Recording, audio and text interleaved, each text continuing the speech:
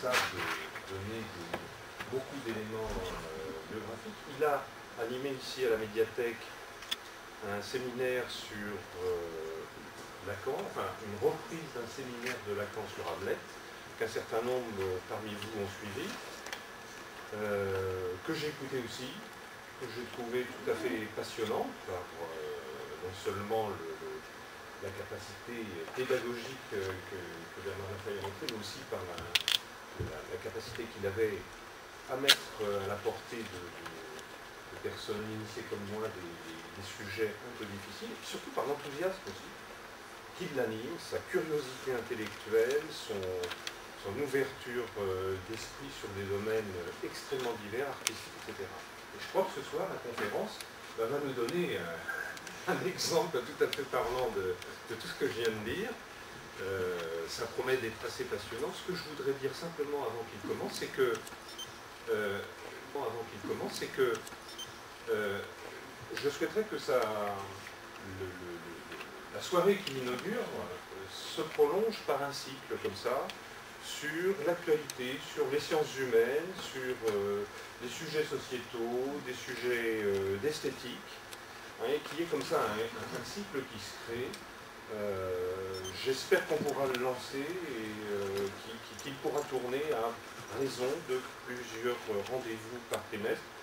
2 rendez-vous par trimestre seraient bons. On a déjà pris des contacts pour une intervention sur un prochain sujet en novembre, qui serait un sujet de géopolitique et d'actualité à la fois, puisque ce serait un sujet sur les élections américaines et le phénomène Obama. Qu'est-ce que ça traduit aujourd'hui que quelqu'un comme Obama soit candidat aux élections présidentielles aux États-Unis, qu'est-ce qu'il faut en attendre, etc. Donc on verra, ça sera peut-être juste avant les élections, peut-être juste après, on ne sait pas encore, mais ça promet sans doute d'être intéressant. Et on a des contacts avec un professeur d'un institut politique de Paris qui serait partant pour venir. Donc il y a un cycle, on essaiera de lui trouver un nom qui va partir comme ça et qui se créera. Et alors je pense que, bien que le site n'existe pas officiellement, qu'il n'ait pas de nom, qu'il n'y a rien du tout, c'est bien qu'il y ait un numéro 0 avec Bernard Lafay. Et je vous propose de commencer tout de suite avec lui. Et puis, il fera lui-même la présentation de la façon dont ça se déroulera, de la répartition du temps de questions, des choses comme ça, je le laisse complètement maître. On l'a vu à l'œuvre au séminaire, et donc je lui fais complètement confiance. Voilà, je vous demande peut-être de l'accueillir avec quelques applaudissements.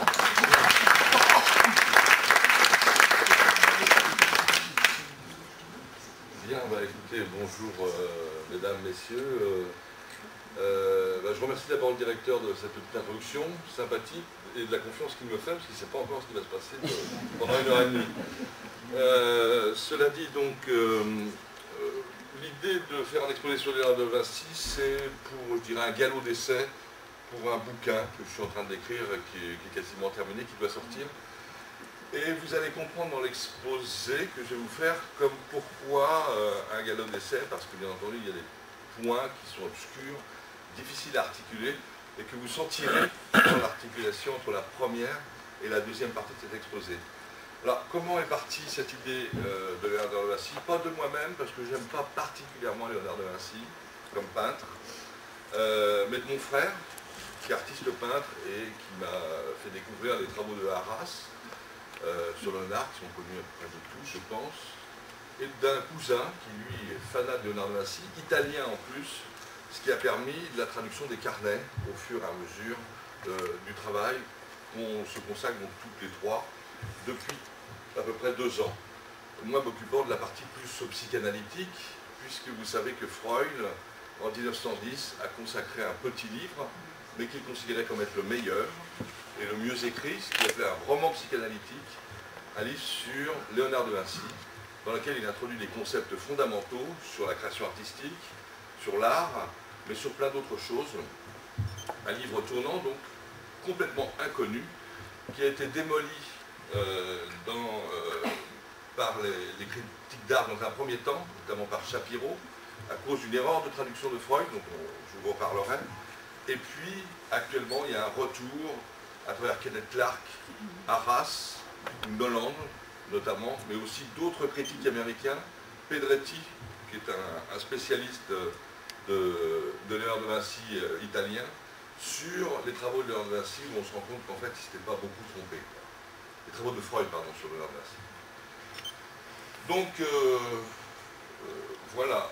Ce que je vais vous proposer, c'est une première partie d'une heure, à peu près, j'espère, où je vais reprendre la biographie et je vais insister sur certains points de biographie où cette biographie va être, je dirais, puisqu'on a les derniers éléments depuis 1962 et qui viennent d'être traduits des carnets de Léonard, qui va être une biographie où je ne tiens compte que de ce qui est absolument sûr. Ce qui est absolument sûr, ce n'est pas de ce qu'on raconte, mais les comptes, les impôts, les recensements, ce genre d'événements qui font dire que Léonard, à tel moment, est à tel endroit. Et vous allez comprendre pourquoi, parce qu'il y a une légende de Léonard, et la légende de Léonard est très loin de la vie réelle de Léonard. Donc cette première partie, ça va être la biographie. Dans une deuxième partie, je vais vous condenser ce que raconte Freud dans son petit bouquin. Et dans une troisième partie, je dirais grâce aux travaux de Jacques Lacan, et notamment aux travaux sur l'éthique et l'esthétique, j'essaierai de vous montrer ce que j'ai appelé une morphogénèse de la création artistique de Léonard de Vinci, ce qui est très prétentieux, mais en fait c'est ce qui est écrit dans les manuscrits de Léonard de Vinci, c'est-à-dire non seulement le traité sur la peinture, mais un certain nombre d'autres travaux de Léonard de Vinci sur sa propre œuvre, où il explique en fait quel est son but et comment qu'est-ce qu'il veut créer par la peinture. Alors tout ça pour dire qu'en même temps, quand on arrive à travailler un certain nombre de points comme ça, on arrive à la question, mais au fond, qu'est-ce qu'il veut? Qu'est-ce que veut Léonard de Vinci? D'abord, quelle est cette volonté extraordinaire qui a fait que c'était un bonhomme en perpétuelle activité? Et deuxièmement, qu'est-ce qu'il cherchait au fond, quoi, hein? Qu'est-ce qui l'animait? Quel était son destin, comme il le dira lui-même? Et donc c'est quelque chose que je vais essayer d'animer devant vous, du moins le point où j'en suis aujourd'hui. Donc on va démarrer tranquillement sur la biographie de Léonard, et on finira sur des choses un peu plus abstraites, peut-être que vous considérez probablement un peu plus abstraites, qui sont simplement des histoires de traits, de boucles, de points, de perspectives, sans perspective, enfin bon. Parce que là, il faut que je me remette sur le... On va fermer la lumière, et puis je vais me remettre sur le...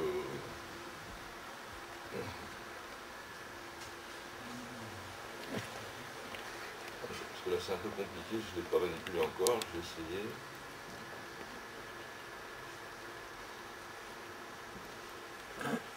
C'est là.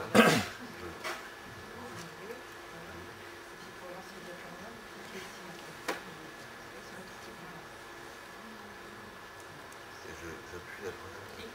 Voilà, puis vous appuyez tout simplement. Un peu de droit, chaque fois. Voilà. Donc Léonard de Vinci. Pardon? Oui, c'est bon. Donc, Léonard de Vinci, Leonardo, le petit lion, le lionceau, hein, est né en 1452 dans un petit village dans le Ciano, près du village de Vinci, mais ça n'a aucun rapport. C'est un hasard qu'il se soit appelé de Vinci. Sa mère a 14 ans quand elle accouche, et c'est une paysanne qui fait partie du domaine des de Vinci, qui sont des bourgeois. Hein, des bourgeois, notaires de père en fils. Le grand-père a laissé tomber son affaire et l'a confié à son fils, Ser Piero de Vinci, le père de Léonard. Mais voilà, le problème, c'est qu'ils ne peuvent pas se marier. On n'arrive pas à un bourgeois et une paysanne.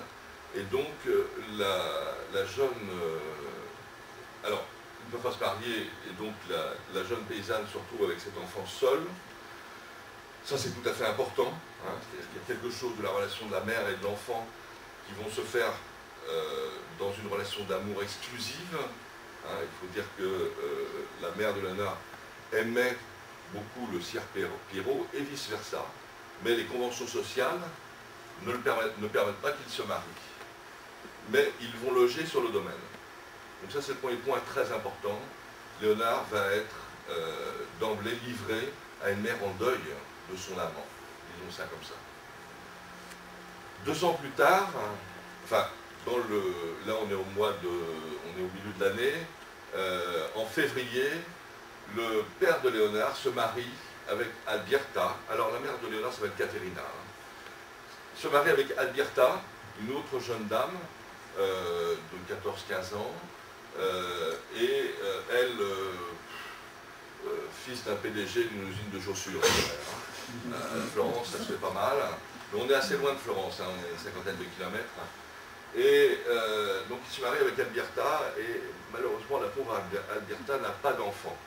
Donc au bout de 2 ans, Léonard, qui a été reconnu, point important, par son père, enfant illégitime, c'est-à-dire qu'il l'abandonne, et en même temps il le reconnaît enfant illégitime, et il lui donne son nom.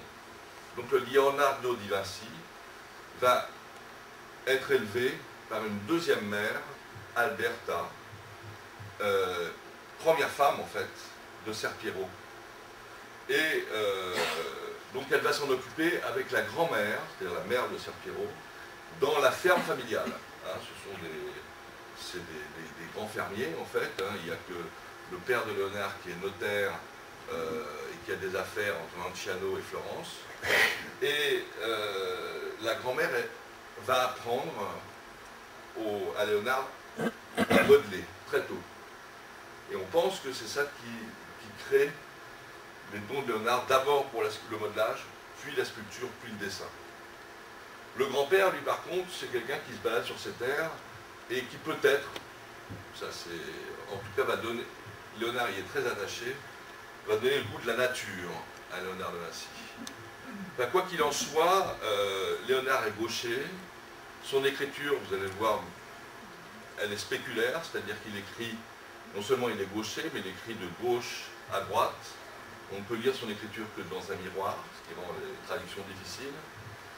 Et il a une scolarité très peu importante, probablement peut-être uniquement familiale. Il ne va pas à l'école de l'époque, il ne connaît pas le latin, et son instruction est vraiment très très faible. Très faible pourquoi? Parce qu'à l'époque, comme aujourd'hui, les gauchers sont contrariés, et la majorité d'ailleurs des peintres de Florence sont des gauchers, mais qui écrivent de droite à gauche, parce qu'ils ont été contrariés par l'éducation scolaire. Donc c'est cet élément négatif qui fait dire que Léonard de Vinci en fait n'a pas été à l'école. Probablement aussi à Lanciano de Vinci, il n'y avait pas d'école à l'époque. Hein. Donc une instruction très très minimale. Ce qui compte le plus, c'est les balades dans la campagne et l'enseignement du modelage par la grand-mère. Voilà un peu ce qu'on peut dire de l'enfance de Léonard jusqu'au jour où son père est nommé notaire auprès de Médicis, hein, Laurent le Magnifique, comme on dit, et il va rentrer à l'atelier de Verrocchio.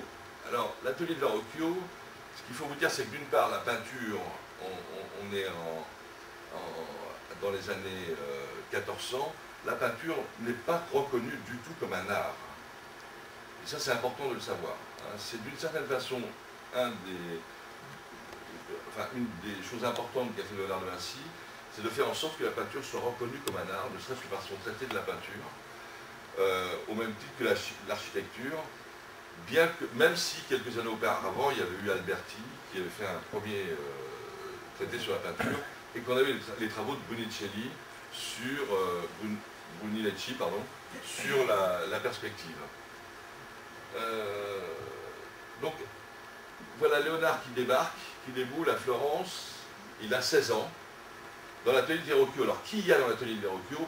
Pas des petits rigolos. D'abord, Verrocchio, c'est un grand sculpteur, un orfèvre, il fait un peu de tout, il fait des tableaux, on va voir ça tout à l'heure, mais il a des élèves illustres, notamment Ghirlandaio, Perugino, et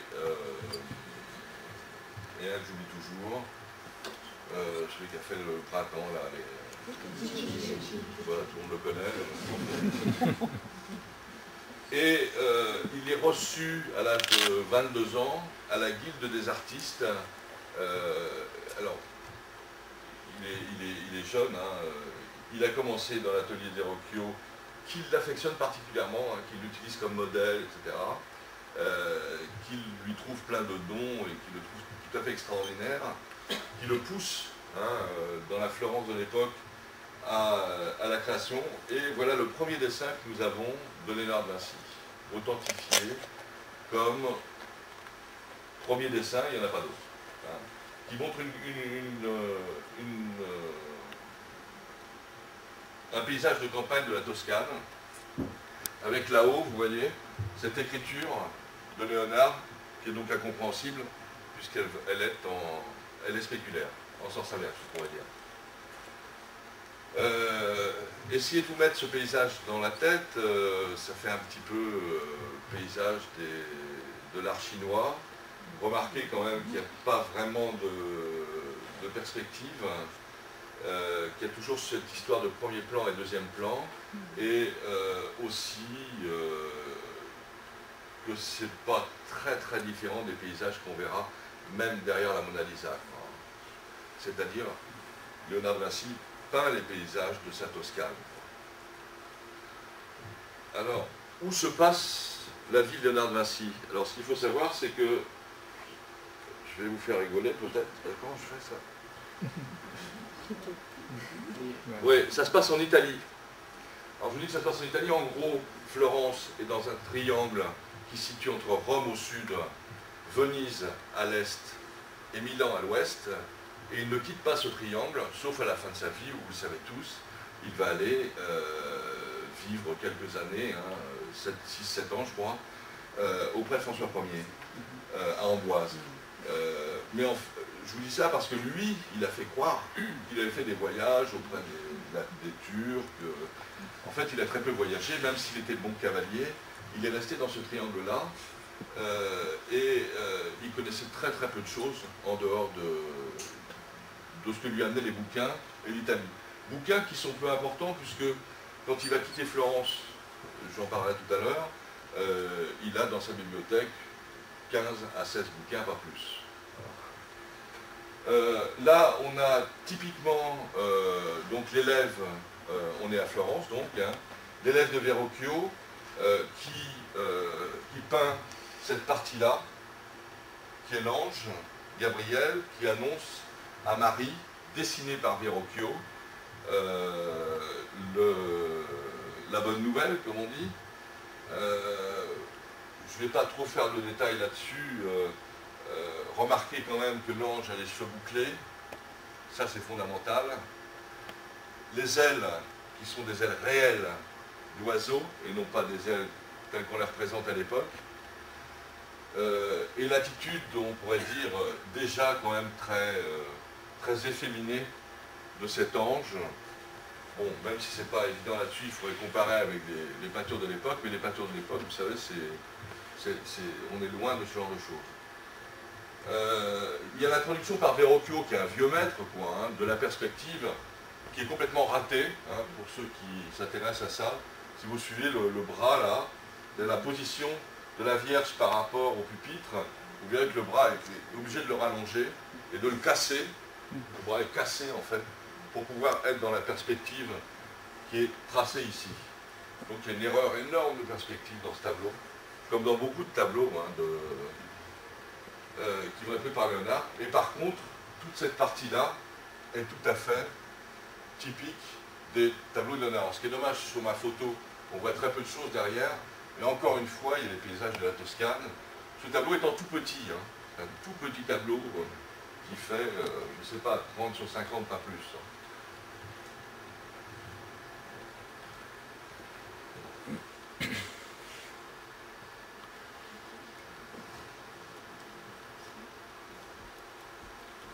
Là maintenant, je vais vous montrer une série de 3 Vierges à l'enfant. Alors, c'est les 3 premières Vierges à l'enfant classiques, hein, avec les fenêtres derrière pour amener la lumière sur la figure, enfin du moins nous faire croire que la lumière vient de derrière, parce qu'en fait elle vient de devant. Là, on a un enfant en train de téter, ce qui est relativement rare hein, dans la peinture de la Renaissance. autant dire pas dans la peinture moderne, c'est complètement tabou.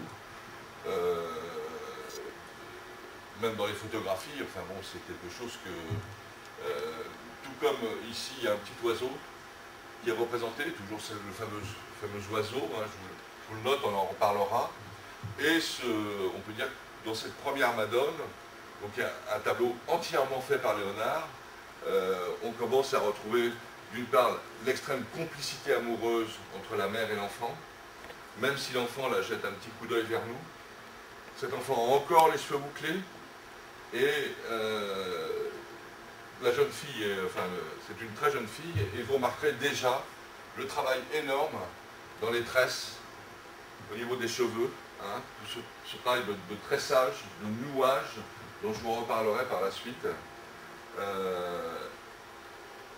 Et je crois que ce qui compte beaucoup, c'est peut-être, ce qu'on n'a peut-être pas souligné, c'est la façon dont la mère tient l'enfant, c'est-à-dire toujours dans une position qui n'est pas nécessairement très confortable.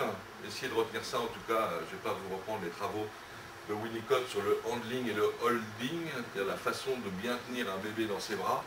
En tout cas, vous verrez que les bébés de Léonard, les enfants Jésus, sont toujours à la limite du déséquilibre presque absolu.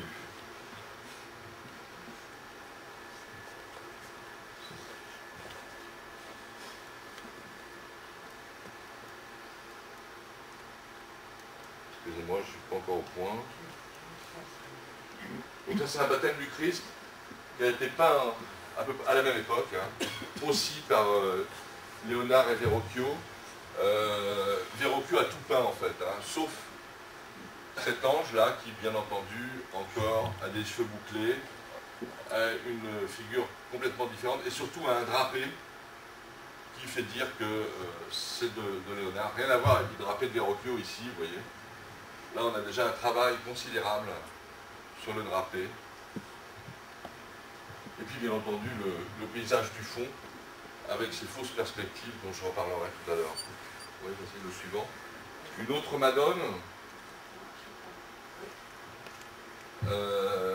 où là, vous voyez, je vous parlais de déséquilibre de l'enfant, il est simplement sur son postérieur, sur une cuisse de la mère, et il est en train de jouer avec elle, j'insiste sur ça, hein, de jouer avec elle, avec un œillet. Hein. Il y a un jeu qui se pratique là, entre la mère et l'enfant, toujours ces mères un petit peu au visage, je dirais assez sérieux, hein. Les paupières baissées, elle regarde son bébé, et lui, il est là tout à son jeu, avec un réalisme considérable. Hein. L'observation de Léonard sur les bébés était incroyable, comme vous pouvez voir là, les plis de graisse des bébés qui sont à la tétée, c'est assez extraordinaire. Hein. La suivante. Alors, pareil, il y avait la fenêtre tout à l'heure, hein, je ne vais pas vous... Les fenêtres là encore derrière. Donc on est à la fois dans quelque chose qui est classique, oui, et là encore une fenêtre tout à fait classique, même les auréoles, tout ça, ça dépend de la commande. Et puis, de nouveau, un enfant Jésus qui est en équilibre, déséquilibre sur le genou de sa mère, ça c'est la Madone Benoît, en train de jouer avec un bout de fleur, on dirait du muguet, je pense, et on a à peu près la même chose. Remarquez encore, bon, on le voit mal ici, mais le tressage des cheveux de la Madone, et les drapés aussi, qui sont toujours très fréquents, c'est-à-dire à la fois le travail de nouage, de tressage, hein, qui suppose des études très importantes pour arriver à ce résultat-là, et tous les problèmes au niveau du pli. Hein. Je ne sais pas vous parler de Deleuze, mais après vous pourrez aller relire le pli de Deleuze, le pli baroque, hein, qui permet de comprendre beaucoup le pourquoi de la peinture de Léonard. Alors, bien entendu, ici aussi, il y a plein de décorations. J'essaierai de vous les montrer sur un autre, là on ne voit pas bien. C'est la suivante, je vous remercie. Et ça, c'est le premier portrait, donc, complètement de Léonard. C'est une jeune femme florentine. C'est une commande, la Ginevra, hein, qui en fait veut dire genévrier, ce qui explique que derrière, Léonard a dessiné un genévrier pour faire sortir le visage de cette femme, qui déjà est en train de nous évoquer des espèces de beauté féminine, et surtout, regardez bien au niveau du regard, quelque chose qui déjà, qu'on va retrouver dans la Mona Lisa. Hein, ce regard qui à la fois nous regarde tous, et qui en même temps semble perdu, et regarder nulle part. Ce regard que Freud dira d'inquiétant, d'étrangement inquiétant, quoi, hein.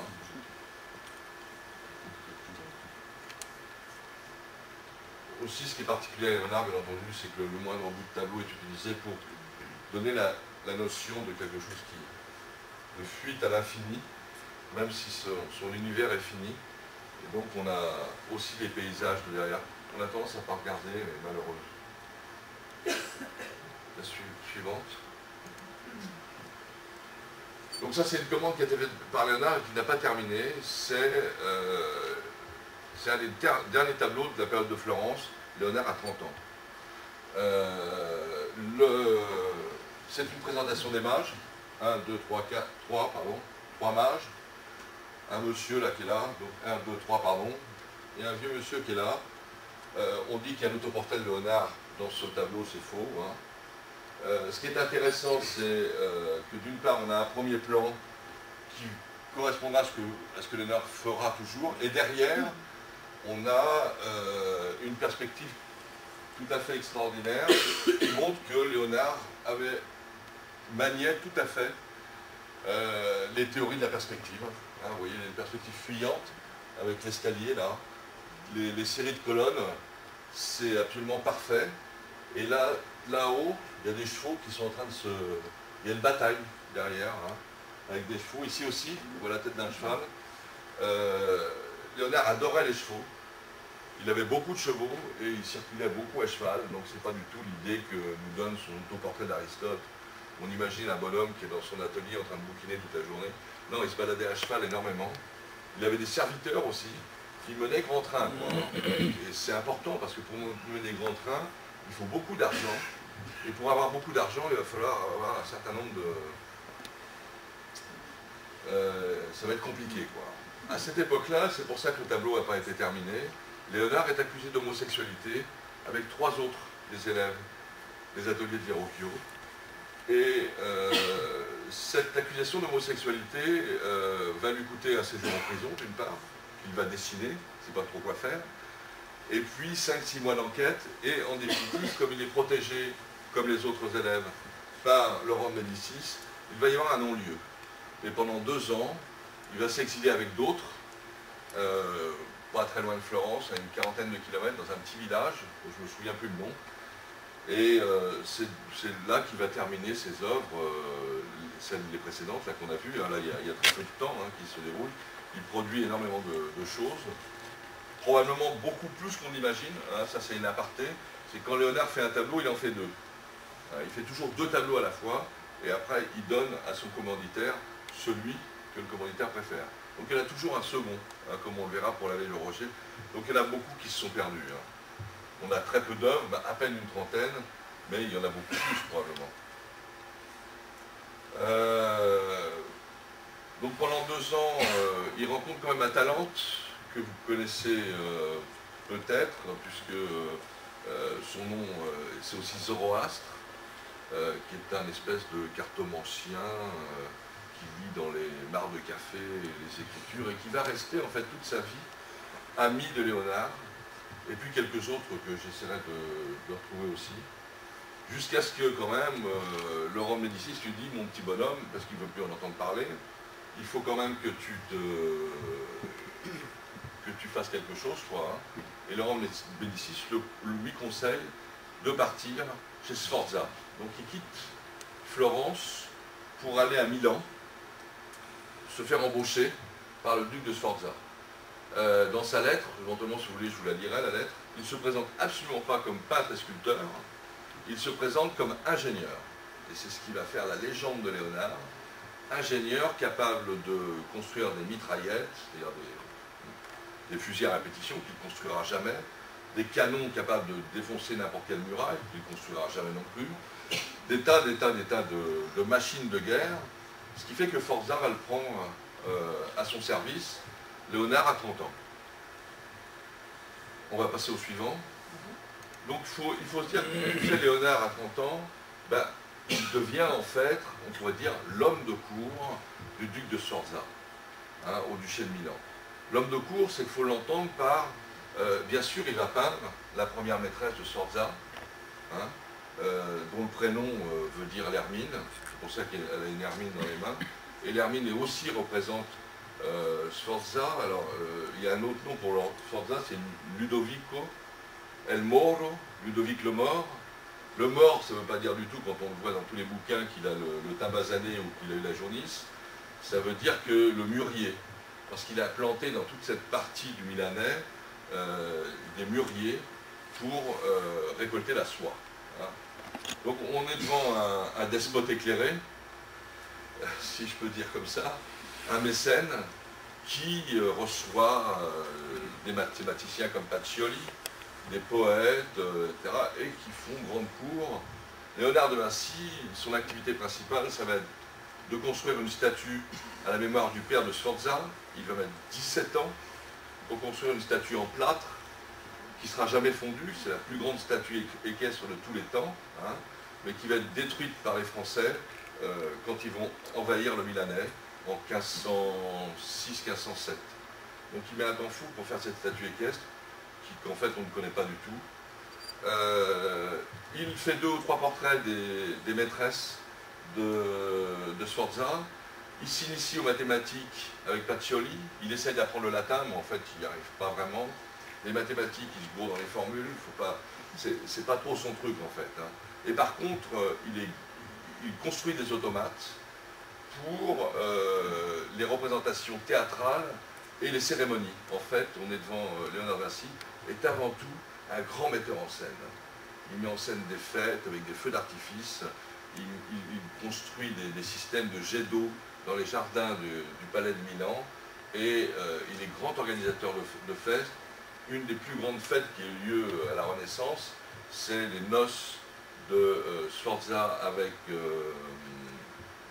me souviens plus de son prénom, la sœur d'Isabelle d'Este, voilà, bon, ça peut, l'image de Léonard, ingénieur et peintre, disparaît complètement pendant les un peu plus de 10 années qu'il va passer à Milan avec Sforza. Il s'occupe et il s'amuse. Il s'amuse, et vous verrez que c'est important, c'est un joueur, Léonard. D'abord, à Florence, il se balade en costume criard, on dirait aujourd'hui, avec ses grands cheveux bouclés. Il est d'une beauté à tomber, hein, comme c'est dit à l'époque, dans je dirais les journaux de l'époque, les manuscrits. C'est quelqu'un qui... c'est un gars qui parle bien, qui raconte des histoires, il amuse la galerie, quoi. Et tout le monde le veut, quoi. Tout le monde veut ce gars-là, parce que c'est d'abord un fêtard, un faiseur de fêtes et d'amusement, de jeux. Il crée des rébus, aujourd'hui ça serait presque le Perse d'aujourd'hui, quoi. De ce genre-là, hein, c'est-à-dire pas tellement inventeur, mais amuseur public, quoi. Donc on peut passer à la suivante. Ça c'est un musicien, alors ça c'est un portrait de musicien. Sforza faisait aussi des concerts, il y avait des musiciens qui venaient. Léonard était un grand musicien, hein, il s'est d'ailleurs présenté non pas comme peintre et architecte et ingénieur, mais aussi comme musicien. Et il est venu avec il jouait de la cithare, quoi, hein, enfin, on pourrait dire aujourd'hui plutôt de la viole. Et il avait construit une viole avec un crâne d'éléphant, un crâne de cheval. Il avait tendu des cordes à l'intérieur du crâne de cheval et il est venu jouer de ça à Sforza, ce qui avait complètement stupéfait Sforza, et c'est comme ça qu'il l'a engagé. Il l'a engagé sur un morceau de musique. Donc voilà, un musicien, là, c'est 5-6 ans après, on sait que ce sont des amis de Léonard, mais personne n'est vraiment identifié. Hein. sauf que on sait que Léonard a composé aussi, sans savoir quoi, hein, mais qu'il avait une connaissance de la musique suffisante pour composer des morceaux qui étaient, vous savez, à l'époque, à la fois du théâtre, de l'opéra, de la danse, etc. Avec chaque personnage qui a une voix différente et qui est représenté par un instrument différent. Le suivant. Celui-là est à Milan. Ça, c'est la deuxième maîtresse de Sforza, qui est connue sous le nom de la Belle Ferronnière. Alors, si vous regardez de près, on voit ça après chez vous, ici, là, il y a plein de nouages, d'entrelacs décoratifs sur les costumes. Et il y a toujours encore ce regard bien appuyé avec cette position très moderne, hein, pour Léonard du corps en trois quarts. Les personnages étaient représentés soit de profil, soit de face. Pas de travail du corps en trois quarts, ce qui était excessivement compliqué, et ce qui explique que déjà Léonard avait au préalable un travail sur l'anatomie. Hein.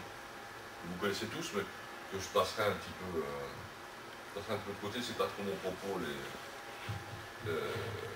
les travaux anatomiques de Léonard. Le suivant. Donc, là, une des grandes commandes de Léonard, en fait, il a mis plus de 10 ans à la faire, parce qu'on dit beaucoup que Freud a repris ça pas mal, Léonard n'achevait pas ses œuvres, etc. Il y a surtout qu'on ne payait pas, et surtout quand c'était des moines ou des ecclésiastiques qui lui commandaient des œuvres pour mettre dans des chapelles. D'une part, Léonard était relativement lent à faire son travail, mais donc là on a la Vierge au Rocher, c'est la version du Louvre. Pour voir la différence entre la version du... Donc il y a deux tableaux, il y a la version du Louvre et puis il y a une deuxième version qui sera faite plus tard. C'est une commande pour une petite chapelle. Donc là, remarquez quand même le travail sur les rochers qui est tout à fait particulier avec une espèce de mise en perspective particulière.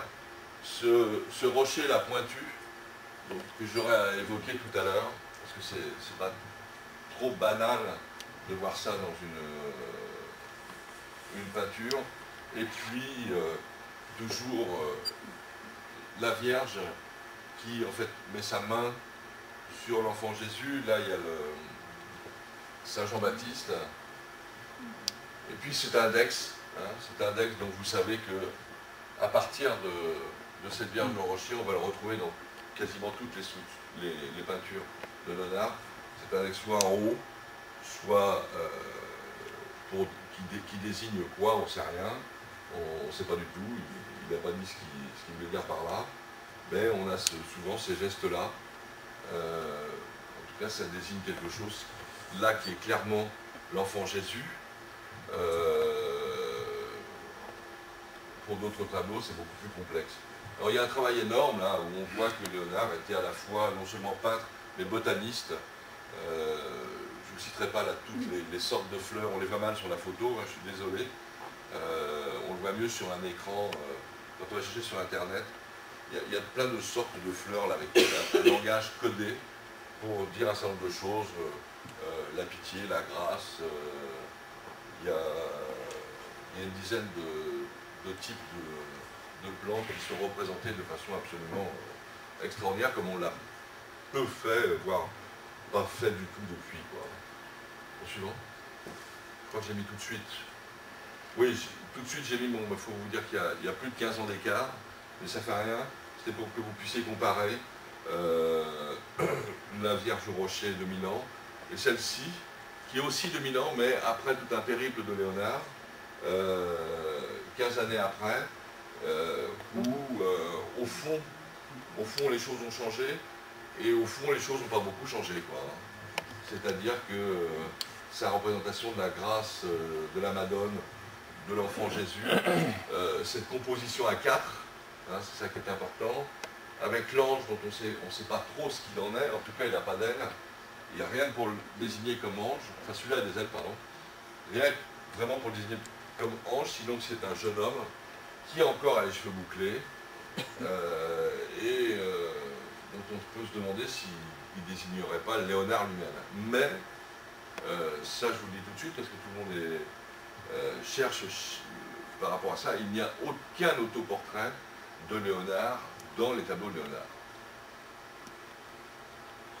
Et les autoportraits qu'il se faisait faire lui-même sont des faux autoportraits. Hein, le plus connu, c'est l'Aristote, qu'on voit partout. L'Aristote de Léonard, il a 70 ans, alors que Léonard avait même pas 58 ans à l'époque, les cheveux longs, etc. C'est lui qui se fait en Aristote, quoi, hein. Le portrait de Raphaël, où il est aussi, je crois, en Aristote, à l'école de l'Académie, c'est aussi un faux portrait de Léonard. Il y a beaucoup de faux portraits comme ça. Pour ma part, je vous en parlais tout à l'heure, il me semble que le seul portrait de Léonard qu'on a, c'est le portrait de l'homme de Vitruve, la pub là pour l'intérim, je me souviens. Bon, on passe au suivant. On va essayer d'accélérer. Voilà l'homme de Vitruve. Alors ça c'est à la fois l'homme de Vitruve, qui servait de première page au livre de Pacioli, livre de mathématiques, qui vous voyez, ne représente absolument pas ce que disait Pacioli. Pacioli disait que l'homme s'intégrait dans un carré et un cercle, etc. Là, le carré est en disjonction avec le cercle. Il y a une rupture, et puis c'est Léonard de Vinci, quoi, hein. C'est-à-dire que si vous remarquez l'homme debout dans le carré, et l'homme qui lève les mains et qui s'écarte un petit peu dans le cercle, il y en a un qui a le pénis baissé et l'autre qui est en érection. Ça, c'est Léonard de Vinci tout craché, quoi. C'est l'exhibitionnisme qui nous surprend parce qu'on ne le voit pas. Et quand on l'a vu, on ne voit que ça, quoi. Ça fait partie des jeux de Léonard aussi, à la cour de Sforza. Je continue là-dessus, puisque là, on va quitter le Milan. Ce à quoi s'amusait Léonard, c'est qu'il faisait avec des gros lézards, il rajoutait des ailes, etc. Il faisait des monstres, il les cachait dans des boîtes, et puis quand il y avait des gens qui venaient, il les sortait. Comme ça, il faisait peur, il s'amusait à faire peur aux gens. Où il construisait des machines assez simples, avec des soufflets, et il soufflait des boyaux de mouton, donc il enfermait des gens dans des pièces, et en fait avec les boyaux de mouton ça gonflait, jusqu'à ce que tout le monde soit complètement écrasé par ces trucs de gonflement là, qui sont des farces très phalliques, hein, c'est-à-dire que c'est gonfler, dégonfler, etc. C'est presque Michelin, mais en mieux, quoi. Alors, ce qu'il faisait aussi, il faisait comme les gamins aujourd'hui, il faisait des bubblegum, hein, il faisait des grosses bulles, et puis il lâchait des bulles comme ça. Il s'amusait à ça, quoi. Il mâchait toute la journée, une espèce de truc, tout d'un coup, hop, et tout le monde se marrait, quoi. C'était ça, quoi. C'était Léonard de Vinci, plus que cette représentation est justement drôle, puisqu'à la fois elle se veut sérieuse. Le grand traité de mathématiques de Pacioli, hein, l'inventeur du nombre d'or et de pas mal de choses, et puis en même temps c'est l'humour de Léonard.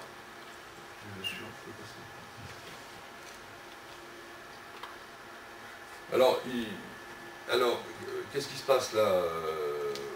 On est en 1498, les Français, Charles d'Amboise vient d'envahir le Milanais, donc Ludovic le Mort se tire en Allemagne, rejoindre sa famille, je dirais, une petite partie de sa famille, et Léonard de Vinci reste là. Les Français arrivent, et qu'est-ce que fait Léonard?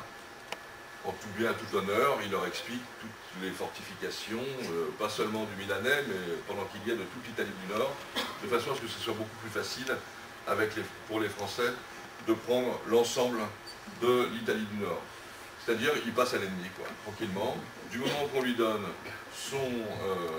de l'argent pour nourrir ses chevaux, se nourrir lui-même et sa petite famille, ça va très bien. Entre-temps, il a adopté un enfant de 14 ans qui s'appelle Salaï. Il en adoptera un autre qui s'appelle Melzi, un peu après cette période-là.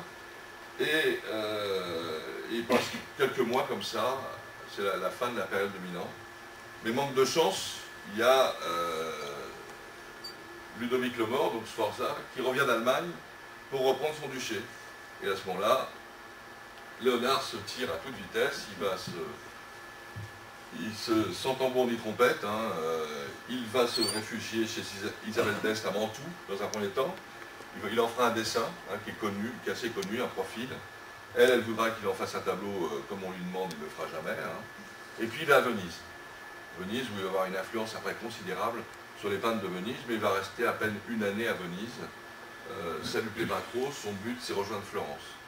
Donc il redescend sur Florence, et voilà. Bon, on a qu'à... Ce tableau-là, il y a un passage par Rome, Rome où il retrouve Michel-Ange, c'est-à-dire qu'avant de revenir sur Florence, il passe par Rome, où il retrouve Michel-Ange, le pape Léon X, enfin c'est le pape Léon X qui lui propose de venir faire un certain nombre de choses, ils ne s'entendent pas et Léonard ne fera rien. C'est-à-dire qu'il voit Michel-Ange faire la chapelle Sixtine, etc. Lui, il découvre des cadavres à cette époque-là, il en découpe une trentaine, et puis il ne s'intéresse pas tellement, il fait ce tableau-là qu'il ne finira pas. Et il file assez vite, quoi. La suivante. D'accord. Alors, là, il faut que je prenne... Hein? Non, c'est bien. Là, il va se passer un certain nombre d'événements qui sont importants. Il faut que je revienne légèrement en arrière. D'une part, Léonard perd sa mère.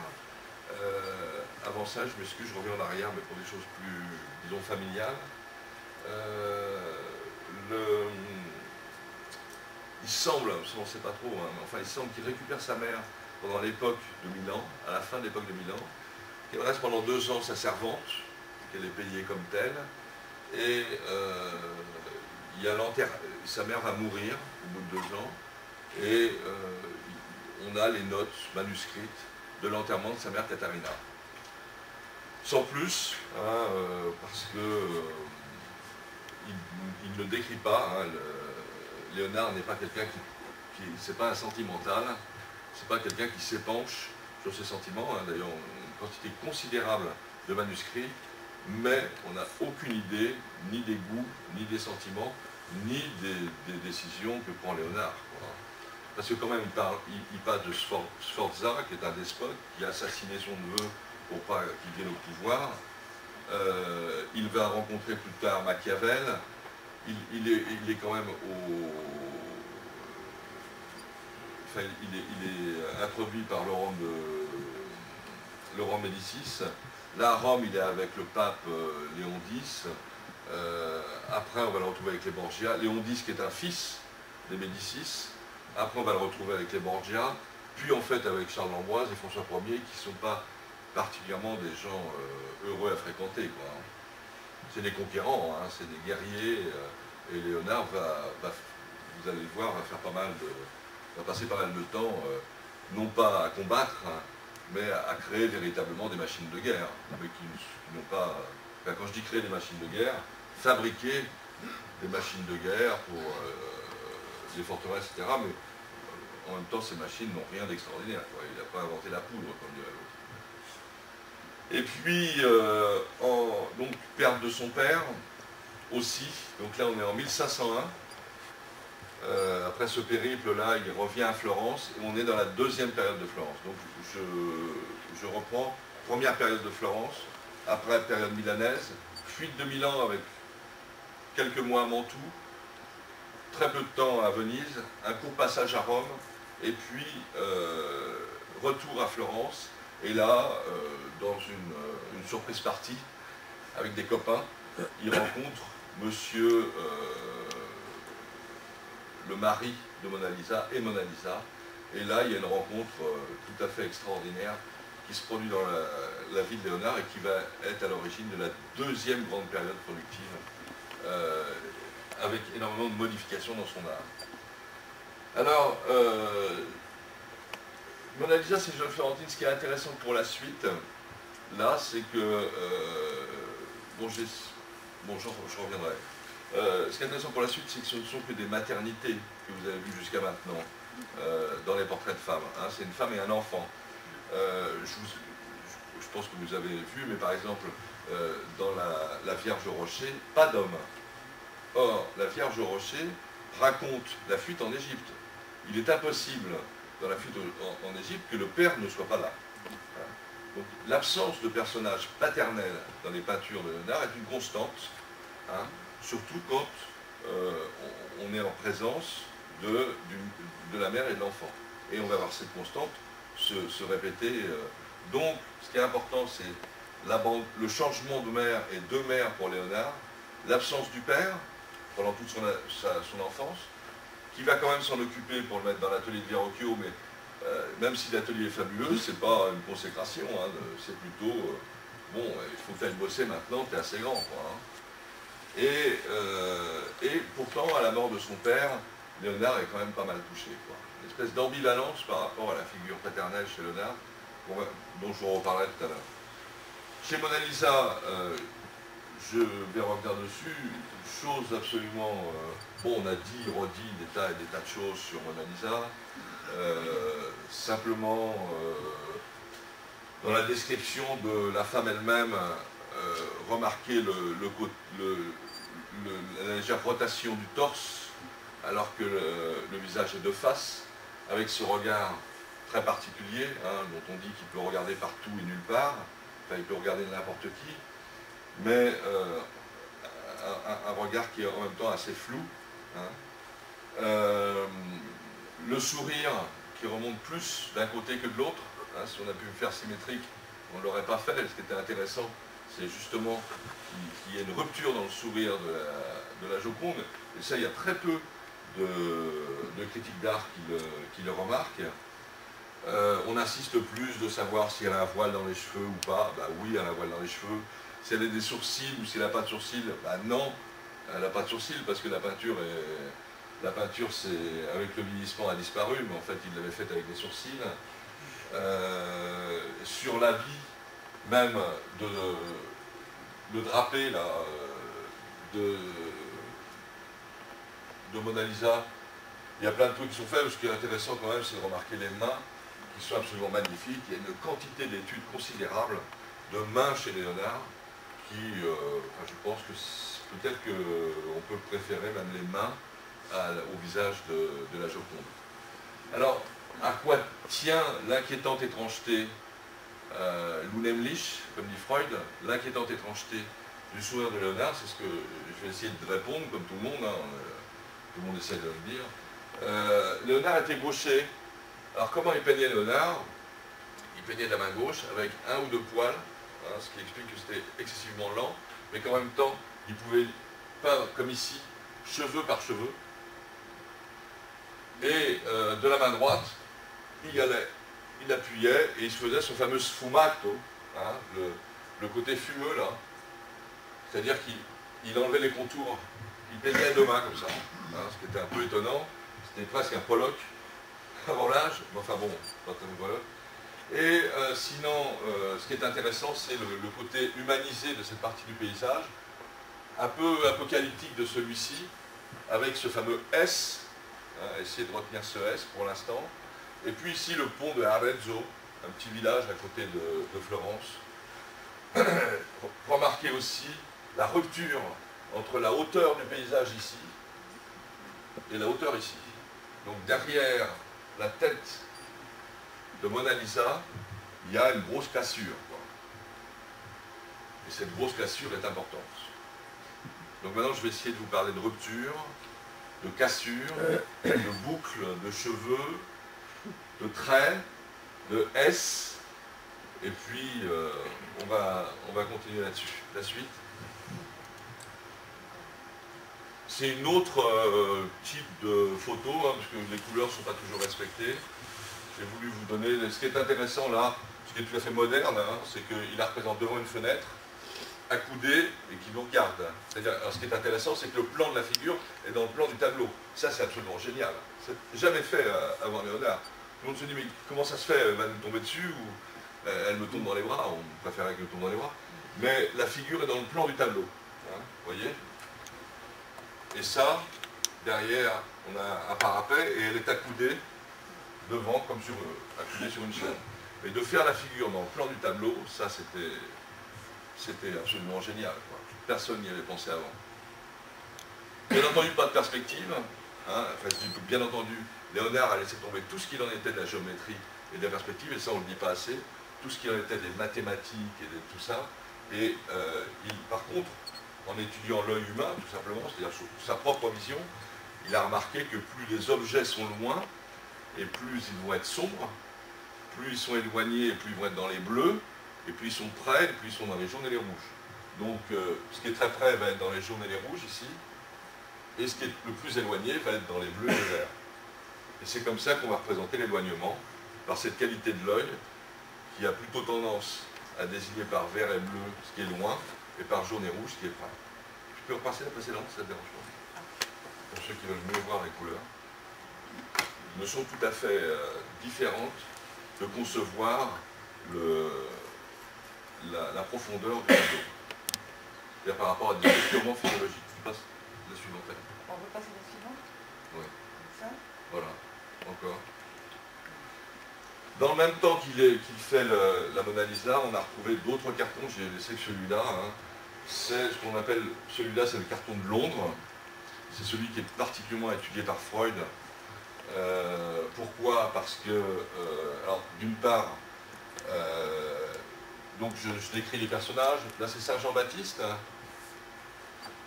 Là c'est l'enfant Jésus, Sainte Anne et Marie. Vous remarquerez qu'il y a une confusion incroyable entre les deux personnages.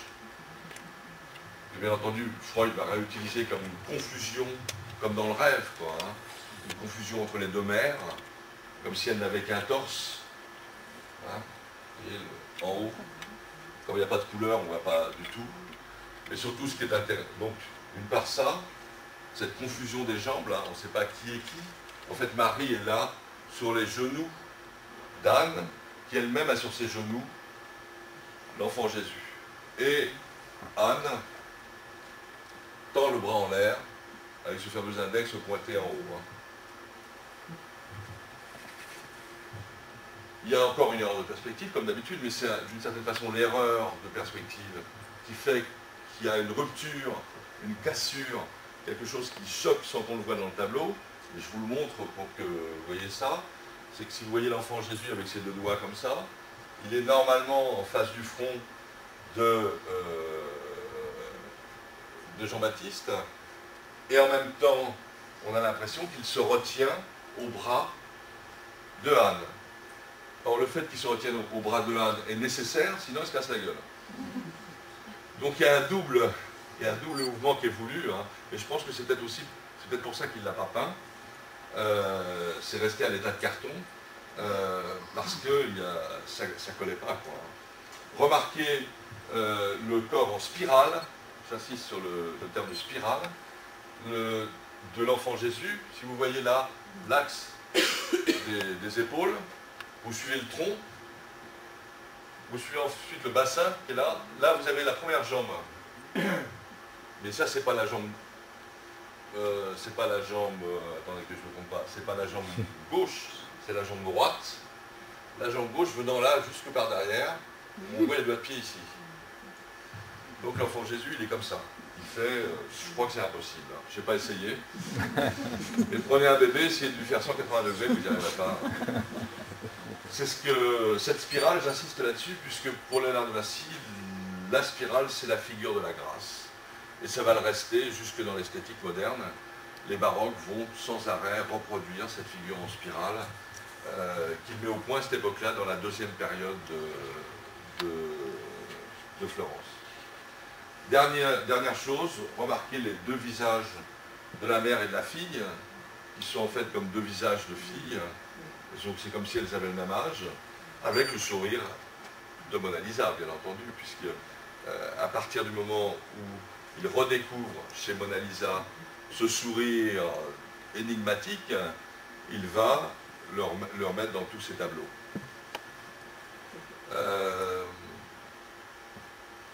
On en reste, oui, on en reste là pour l'instant, on continue. Donc ça, c'est encore une Vierge au rocher, je sais pas ce qu'elle fout là. Ben, je sais pas, un droit. C'est la même. Alors ça, c'est une Madone de la même époque. C'est intéressant parce que vous avez vu les Madones il y a 20 ans auparavant. 30 ans. Et là, on voit les madones de l'époque avec les paysages, comme dans le paysage de la Toscane. Mais il avait été se balader en montagne dans les Alpes. Il avait beaucoup apprécié les pics très élevés. Donc, un peu comme dans les Mona Lisa, il agrandit un petit peu les pics des montagnes. Et là encore, on a ce jeu, hein, sauf que là, ils ne sont pas ensemble. Là, on a l'impression qu'elle met sa main parce qu'elle a peur qu'il tombe. Hein, il y a quelque chose qui, comme tout à l'heure, hein, on a l'impression que l'enfant est accroché, mais enfin libre. Hein, pour retenir l'enfant Jésus qui est prêt à tordre le cou de l'agneau. Hein. Vous ne voyez peut-être pas, mais il est vraiment bien décidé, il a mis sa jambe au-dessus, là, et si vous pouvez c'est ce mouvement-là, mais c'est important parce que ce que vous montrez sans arrêt Léonard, c'est des mouvements de spirale, de torsion. Hein, c'est ça qu'il essaie de... Dans le déséquilibre, c'est aussi ça qui se passe. Ce n'est pas une chute libre ou quelque chose d'une ligne. Avec encore une fois les paysages toscans, légèrement remaniés. Là c'est plus clair parce qu'on a la couleur qui permet de définir les deux robes de deux couleurs différentes. Vous voyez le travail qu'il y a par rapport à la précédente, où en fait Marie était dans l'autre sens. Elle était assise dans l'autre sens. Et elle tenait l'enfant dans ses bras. Donc là, on pourrait dire qu'elle l'a laissé tomber, il a préféré peindre ça, Léonard. Et par contre, elle est assise de l'autre côté. On a le thème qui revient des deux mères du même âge, hein, Caterina et Alberta. L'enfant Jésus qui a l'air assez indiscipliné quand même toujours. Il est prêt à partir pour aller jouer avec son frère, entre guillemets. Je vais revenir là-dessus. Et peut-être, alors, il y a un des élèves de Freud qui a vu dans cette image-là, je vous le signale à l'avance, le dessin d'un vautour qui est interprété comme une image inconsciente de Léonard, d'imprimer un vautour particulièrement dans ce dessin-là, par rapport à son souvenir d'enfance dont on va dire tout à l'heure. Or, la queue, effectivement, ce qui est intéressant, c'est que la queue est étendue entre les deux bouches, si on veut dire que c'est une queue. Sinon, le manque de chance, c'est une erreur de traduction de Freud. Il ne s'agit pas du tout d'un vautour dans le souvenir d'enfance de Léonard de Vinci, mais d'un Milan. Donc, pour chercher un vautour comme empreinte d'un souvenir d'enfance alors que c'est une erreur de traduction, c'est un peu gênant. La suite, je reviendrai là-dessus. Alors ça, c'est au même moment, c'est ça qui est important quand même. Hein. C'est-à-dire que Léonard est en pleine ébullition. Au même moment, il est en train de fomenter des dessins de femmes nues, c'était la première fois, avec le thème d'une Léda, deuxième thème de la procréation, de la maternité. Hein.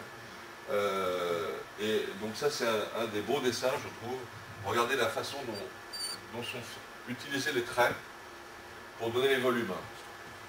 Je vais revenir aussi là-dessus. C'est pour ça que j'ai mis celui-là. Et donc c'est Léda, séduite par Zeus, mais c'est pas du tout une scène sexuelle d'une certaine façon. Disons que c'est une scène sensuelle avec quelque chose de l'ordre je dirais, d'un baiser, mais au moment où elle vient de se relever de son accouchement des 4 proscures, hein, c'est-à-dire des 2 garçons et des 2 filles qui naissent d'un œuf, Castor et Pollux, et Clytemnestre et Hélène. On va mieux le voir sur le suivant, qui est donc la version définitive de la Léda, qui est contemporaine hein, de Mona Lisa, qui a été détruite, hein, ça c'est une copie, qui a été détruite pendant la dernière guerre parce qu'elle était au musée de Berlin. On voit donc Zeus sous forme d'un signe bleu. Hein. Mais en fait, le souci de la Léda n'est absolument pas quelque chose du côté de la sensualité, ça tout le monde le souligne, et du côté de regarder la naissance des 4 enfants dont elle vient d'accoucher. Alors il y a ce formidable mouvement sinusoïde, je dirais, de l'hyper long cou du cygne, hein. En réalité ils ne sont pas si longs que ça, avec l'aile qui vient se refermer sur la hanche de Leda, et ce paysage magnifique, dont il faut vraiment chercher, hein. Sur internet, il n'y en a qu'une, hein, en production de Leda.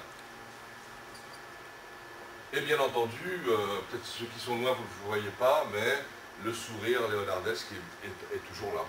Hein, ça va être la patte de Léonard, ce que je dirais, d'une certaine façon, je dirais son nom. Hein. Je ne sais pas si vous l'avez remarqué, je ne vous l'ai pas dit, mais les tableaux ne sont pas signés. Léonard ne signait pas ces tableaux. Donc sa signature, c'est son style, sa signature, à la fin, c'est le sourire. Le suivant, si tu veux.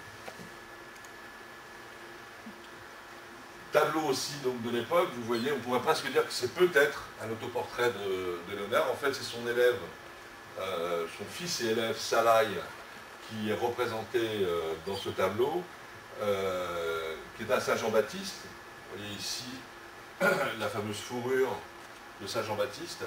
Le sourire qui devient un peu plus, un peu moins, je dirais, léonardesque, un peu plus ironique, où quand même on se demande s'il n'est pas en train de nous dire hop, mais en fait il tend le bras et regardez bien le mouvement, c'est le mouvement de la spirale de la grâce. C'est-à-dire que suivez bien l'épaule et le mouvement de Saint Jean-Baptiste, c'est ça.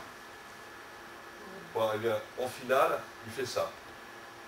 Hein, c'est-à-dire que je pense que c'est là où il y a la puissance du peintre pour Léonard, c'est-à-dire que d'abord il essaie de nous montrer l'invisible, il nous montre surtout le cliché, c'est-à-dire le sourire, c'est quelque chose d'éphémère. Hein, c'est le peintre de l'éphémère, c'est le peintre du mouvement qui arrive à son aboutissement, justement, hein, qui fait ça, et en même temps, il essaie de rendre visible l'invisible. Hein. Enfin, je vais revenir un peu là-dessus. La spirale de la grâce, il l'attribue à son Saint Jean-Baptiste et donc à son élève préféré, quasiment son fils adoptif, hein, Salaï. La dernière c'est un Bacchus, ce qui est intéressant, quoi. Hein. Toujours avec le doigt. Le doigt, moi, l'interprétation la plus idiote que j'ai trouvée, c'est qu'en tout cas, le doigt, il désigne quelque chose qui est en dehors de la toile. Restons sur les surfaces. En tout cas, ça désigne quelque chose qui n'est pas là. Ce qui est une absence, en gros. Ce qui me semble la chose la plus intéressante par rapport à ça. Rien de particulier par rapport à ce Bacchus, qui est un tableau perdu, hein, donc il ne reste qu'une ou deux copies. Sinon on peut se demander dans ces deux derniers tableaux s'il n'y a pas du côté de Léonard de Vinci un certain épanouissement, quelque chose qui est terminé au niveau de... Il est arrivé à ses fins, quoi. Alors pendant ce temps-là, pendant les tableaux que je vous ai montrés, qu'il peint, il continue la Mona Lisa. La Mona Lisa, il va mettre 7 ans quand même. Hein. Et puis là, on est en 1515, Marignan, tout le monde connaît ça. 1517, il a été faire la guerre avec Borgia pendant 2 ans, donc il a dessiné quelques trucs sur ses carnets, mais il n'a pas pu peindre. Il a assisté à toutes les grandes batailles Borgia, donc il faut vous dire qu'à un moment donné, ça ne se passe pas très bien là, à Florence, à la fin de la deuxième période. Ça ne se passe pas très bien parce qu'il y a Savonarole, tout le monde sait que Léonard de Vinci, Dieu, il ne connaît pas, il passe un peu pour un hérétique. C'est ce qu'il y a d'ailleurs dans la première version de Vasari, où Vasari insiste sur le fait que l'Église et tout ce qui s'ensuit, Léonard, il n'aime pas du tout, quoi, hein. Et il va changer, dans la deuxième édition, il enlève tout ce qu'il en est des idées anti-religieuses et hérétiques de Léonard. Il n'empêche que quand Savonarole commence à prêcher sérieusement et que, en fait, en définitive, il va passer au bûcher, et il va être il va y avoir un procès pour hérésie. Léonard se tire à toute vitesse, avec Dante d'ailleurs. Alors imaginez les 3 compères, Dante, Machiavel et Léonard, à cheval et à fond la caisse pour aller voir le pape, et sur qui tombe? Sur Borgia, le grand Borgia, le grand pape Borgia, l'assassin, le tueur, avec sa fille adoptive que vous connaissez tous, pas adoptive, illégitime, la grande empoisonneuse, là. Et alors il n'en veut pas du tout de ce Léonard-là, hein, le Borgia. Et donc il lui dit, va voir mon fils, là, il est en train de faire la guerre dans un coin là, de l'Italie, et il veut prendre Rome, Florence, etc. Donc Léonard, il va sur le terrain, et il relève le plan des villes pour toute la Romagne, quoi, hein.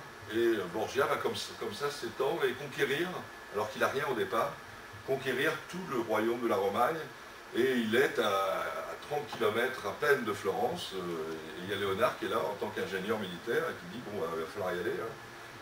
Et en fait, non, en fait Borgia va être défait, et comme Sforza sera défait, il ne faut pas suivre les conseils de Léonard, et il va être repris quand même. Il va être repris à Florence, où on va lui proposer un travail énorme, qui est probablement le plus beau de tous les tableaux, que donc on ne verra jamais de Léonard de Vinci, qui est la bataille d'Anghiari, qui est dans le conseil municipal, si vous voulez, de Florence, et qui a été recouvert par une peinture de Vasari. Voilà, je vous laisse là, on se donne 2 minutes de pause. Et de questions, bien entendu.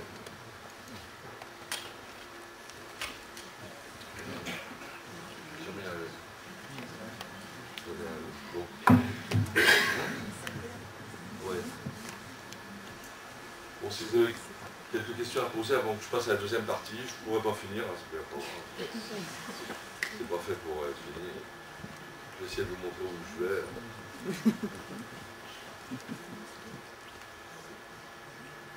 Ce que j'ai oublié de vous dire, c'est qu'en fait, François Ier va le prendre là au Clos du Cé, vous connaissez, en Boise, mais en fait il ne va rien faire du tout, hein. Il va reprendre un automate, un lion automate qui ouvre la bouche, qui crache du feu, qu'il avait déjà fait lors d'une fête pour Sforza, pour les noces de Sforza, je crois. Et puis il refait ça pour une fête lors d'une, je sais pas, pour François Ier, pour Anne de Montmorency, je ne sais pas pourquoi, une cousine. Mais bon, sans plus, hein. À chaque fois, il leur propose de faire des dérivations, des canalisations, des grands travaux architecturaux. Alors soit il n'est pas pris dans des projets, soit c'est impossible à faire, comme les travaux de dérivation, l'assèchement des marais pontins, par exemple. Il propose au fils de Laurent de Médicis d'assécher les marais pontins avec des grues, des trucs. Donc on a les dessins et tout, mais c'est impossible à faire, quoi. Ou il faudrait des milliers d'hommes. Donc tout l'aspect ingénieur de Léonard, c'était du pipeau, quoi. Bon, c'est une imposture extraordinaire. Mais ce qui n'est pas une imposture, c'est ses dessins. Ça, c'est toute la partie dont je ne vous parle pas. C'est les dessins qu'il a fait, qui est, on pourrait dire, et c'est pour ça que tout le monde est très attiré par ça, c'est la naissance de la technologie, c'est-à-dire du dessin industriel. C'est-à-dire que Léonard, ce qu'il fait, il prend une machine, une horloge, et puis il la démonte, et puis il vous montre chacun des rouages, vous voyez. Et ça, c'est jamais fait, quoi. Mais ce qui est fabuleux dans les dessins technologiques de Léonard, c'est que c'est absolument fabuleux, quoi. L'hélicoptère, l'aviation, les avions, ils n'ont jamais pu voler, ils ne voleront jamais, le temps de Léonard. Même les parachutes, hein, il faut des... Mais c'était le désir de Léonard de Vinci de voler. L'idée et la perspective. Pardon? L'idée et la perspective. Oui, tout à fait. Il n'était pas le seul, hein. À Venise, à la même époque, il y avait d'autres qui créaient des machines volantes, comme on disait. Bien entendu, mais c'est important en même temps. C'était l'invention de la roue. Hein. Oui. L'invention par là, quoi.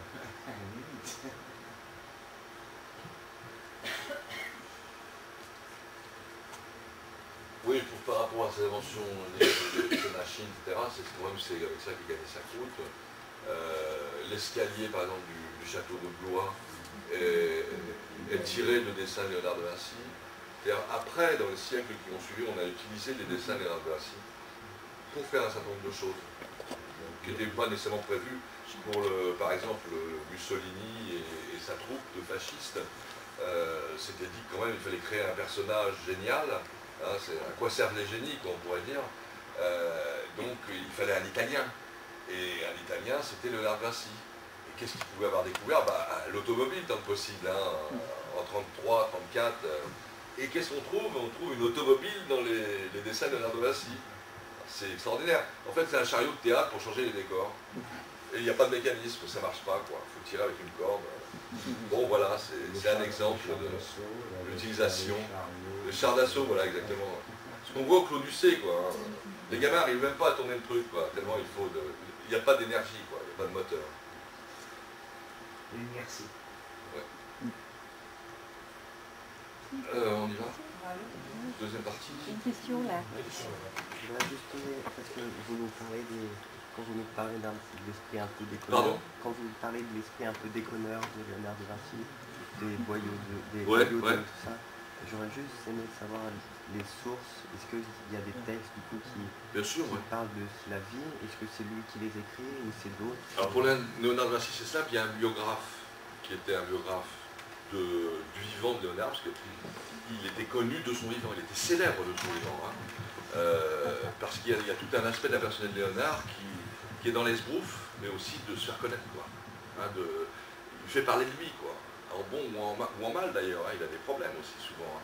Mais il fait des fêtes, il a beaucoup d'amis, il est entouré de gens très connus, hein, le Pic de la Mirandole, Nicolas de Clou, des mathématiciens, d'autres artistes aussi, hein. Il est avec Michel-Ange quand il peint la bataille d'Anghiari à Florence. Il est très très connu, quoi, hein. Il est très copié aussi déjà de son vivant, quoi. On parlait de Cosme Turat, je crois, il y a beaucoup de peintres et par la suite, Léonard de Vinci, c'est génial, quoi. Bien sûr qu'il y a le Caravage, mais par exemple le Caravage a pris les trucs de Léonard de Vinci. Il hurle de son vivant parce que Michel-Ange copie aussi ses dessins anatomiques pour faire les nus du plafond de la chapelle Sixtine. Donc d'une part il y a ça, il y a la biographie des peintres de la Renaissance de Vasari, qui date de 1550. Léonard est déjà mort, quoi, hein. Il est mort à 63 ans, j'ai oublié de le dire, quoi. À 63 ans, en disant il faut que je m'en aille, ma soupe va refroidir. Les derniers mots de Léonard, il faut que je m'en aille, ma soupe va refroidir. C'est quand même assez super, quoi. Les derniers mots de manuscrit. Et puis, donc il y a eu après plein de biographies un peu arrangées, etc. sur Léonard de Vinci. Et puis actuellement, il y a des historiens quand même, depuis les années 60, puisqu'on a à peu près l'ensemble des documents qui sont énormes. Et puis bon, avec l'ordinateur aussi qui a beaucoup aidé pour traduire, etc. Il y a des équipes de recherche entières, il y a surtout les historiens d'art qui ont amené des choses considérables, quoi, hein. Je citais Ken Clark qui a fait un travail incroyable. Il y a Arras, hein, il y a un gros volume ici à la médiathèque. Plongez-vous là-dedans, vous verrez, c'est incroyable. Parce que Léonard n'a fait qu'écrire, hein. Il ne disait pas ses sentiments, ses goûts, etc. Mais il n'a pas cessé d'écrire. On a des milliers et des milliers de feuillets. Donc on sait très bien, on connaît très bien sa pensée d'une certaine façon. On ne connaît pas ses sentiments, mais on connaît bien sa pensée. C'est ce que je vais essayer de parler maintenant, je ne pourrais pas finir. Mais... C'est un précurseur en fait dans beaucoup de domaines, mais il n'y a pas véritablement mis en pratique, d'autres après qui ont mis en pratique. En pratique, vous voulez dire?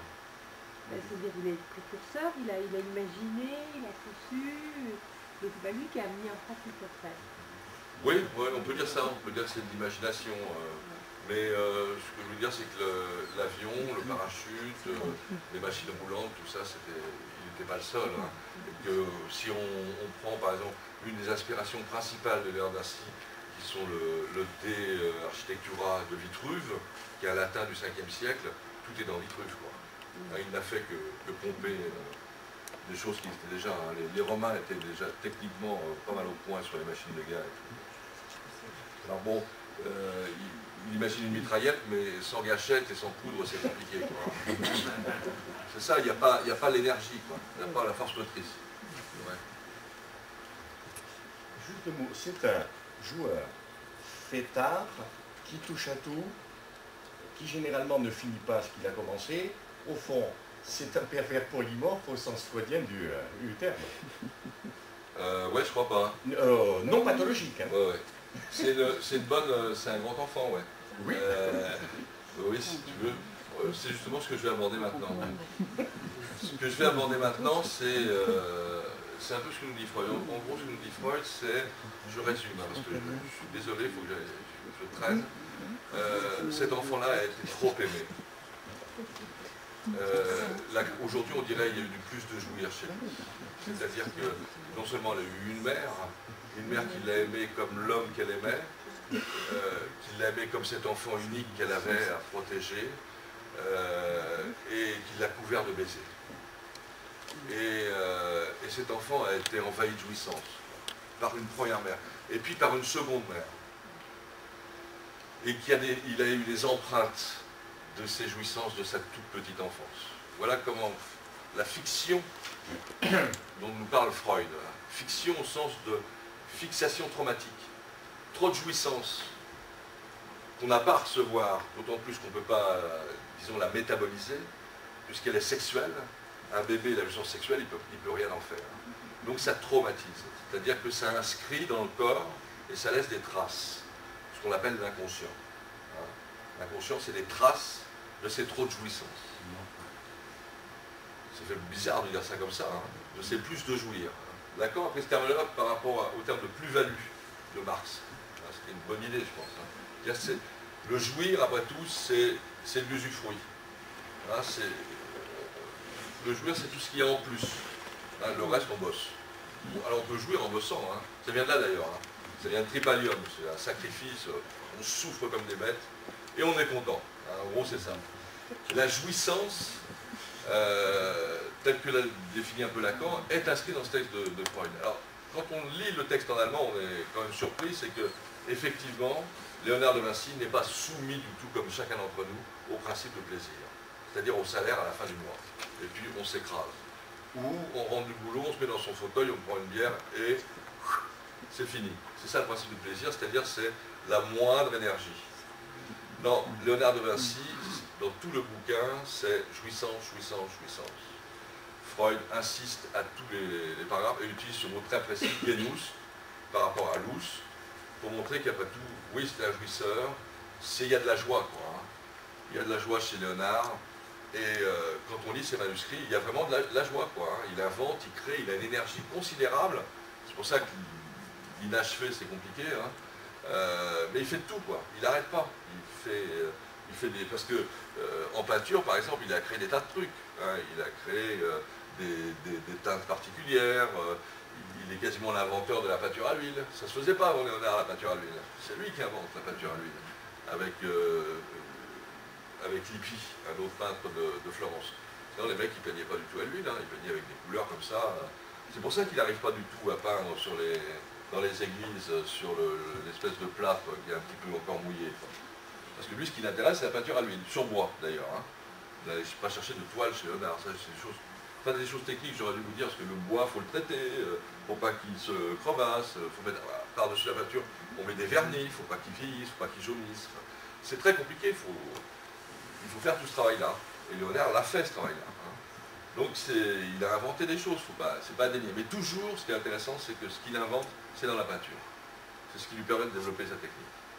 Donc en fait, ce que dit Freud, si on suit, c'est très schématique ce que j'allais dire, trop de jouissance et surtout, première mère, deuxième mère qui n'attend que qui ne peut pas avoir d'enfant et qui va l'adorer, qui va mourir en fait 5-6 ans après, elle meurt très jeune, à Bertha, la deuxième mère de Léonard, la première femme de son père. Le père, lui, il a ses petites affaires et il est complètement absent. Et Freud dit, bah, c'est vachement bien qu'il soit absent parce qu'on retrouve un des caractères de Léonard, c'est que d'une part, c'est que l'autorité, il s'en fout complètement. C'est-à-dire qu'il va qu'à ses petites affaires, il fait des manuscrits, il fait des machines quand il a envie de faire des machines, il peint quand il a envie de peindre, quand il n'a plus envie de peindre, il passe à autre chose, il va faire de la sculpture.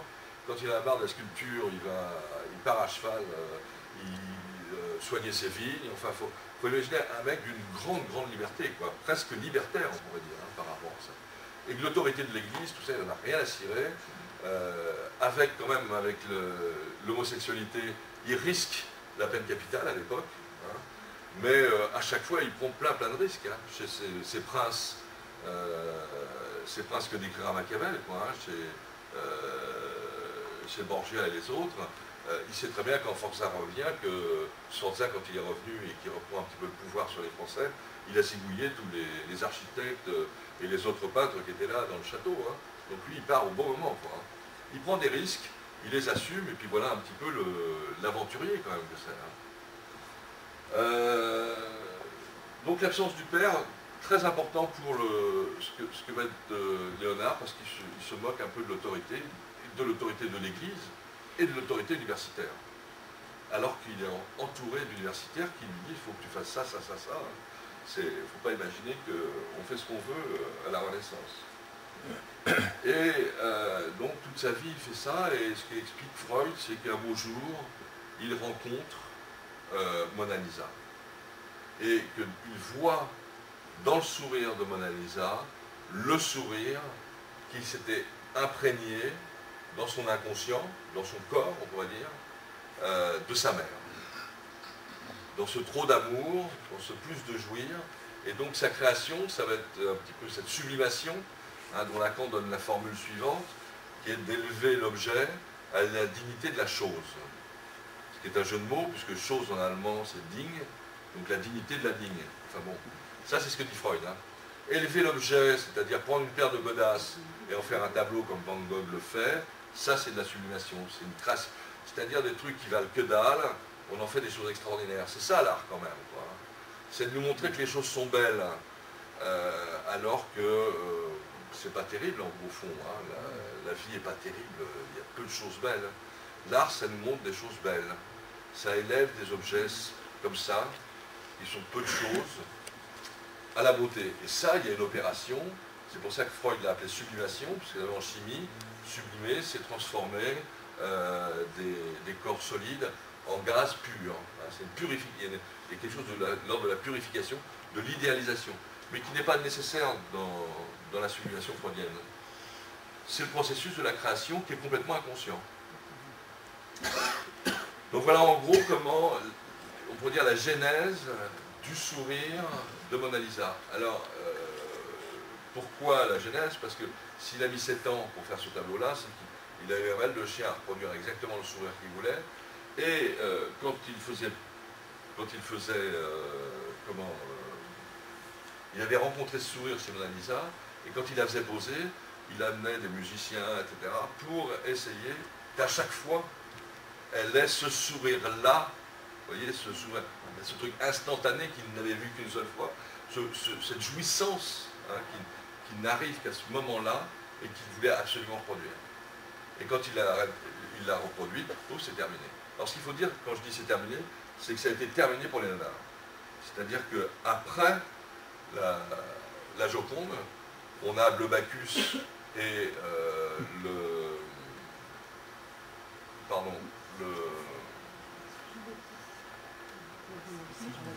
Jean-Baptiste, oui, Jean-Baptiste et Bacchus, il continue à travailler à Mona Lisa et après c'est fini, il ne peint plus. Et ça, personne ne sait pourquoi. En tout cas, il s'arrête de peindre. C'est achevé, justement. Il a fini son cycle. Il va vivre encore pas mal d'années, hein, 8-9 ans, mais c'est terminé pour la peinture, il touche pas de façon. On la suite, on y va.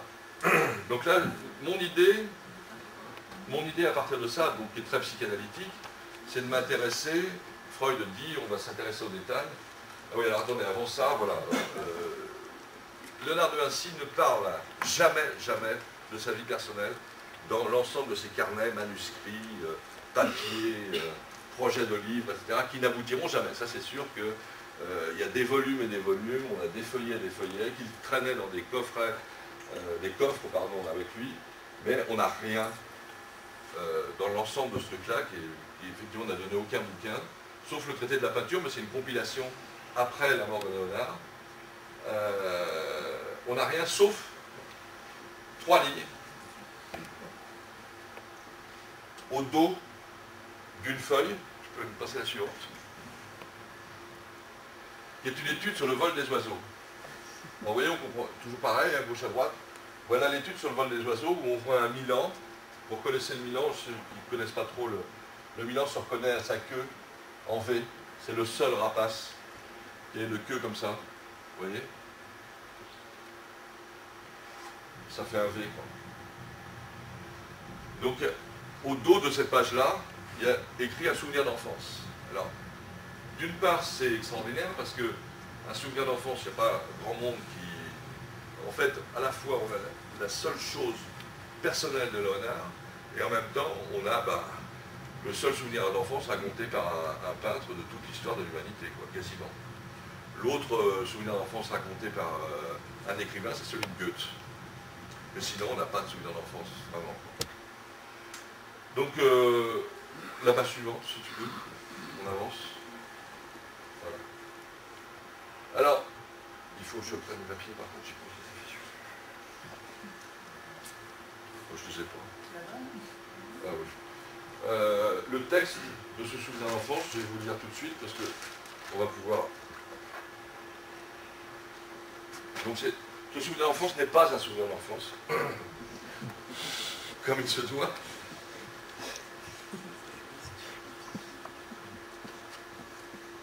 Alors, voilà ce que dit le texte.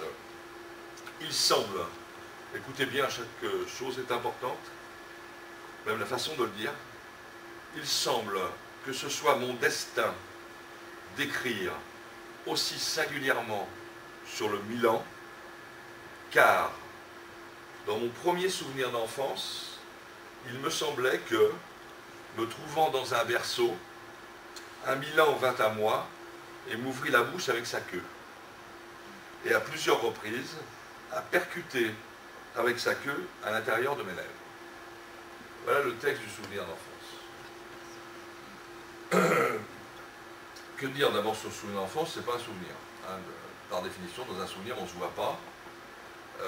Si on se voit, c'est pas un souvenir, ça s'appelle une fantaisie ou un fantasme, comme on dit nous. Donc il se voit bébé. Hein, donc ça c'est reconstruit après, quoi. C'est une reconstruction souvent de la préadolescence.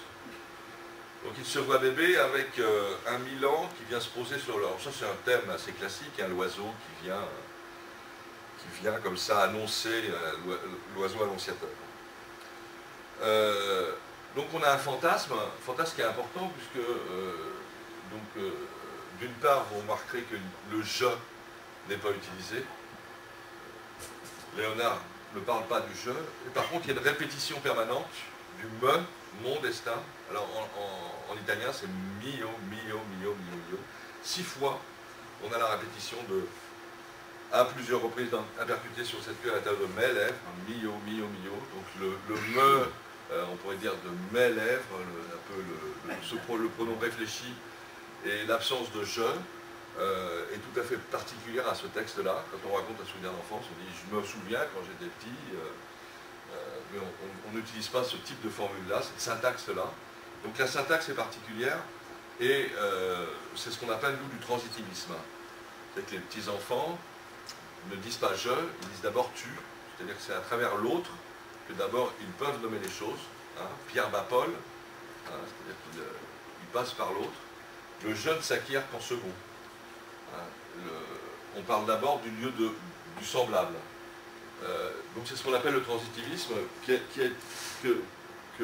Freud avait subsumé d'ailleurs dans ce texte de 1910, qu'on appelle le narcissisme. Le narcissisme qui d'ailleurs est le contraire de ce qu'on pense, ça ne veut pas dire s'aimer soi-même, c'est qu'on ne peut aimer que l'autre. Hein. Ce narcissisme qui est un petit peu la base du moi, et donc dans ce truc, on a deux choses.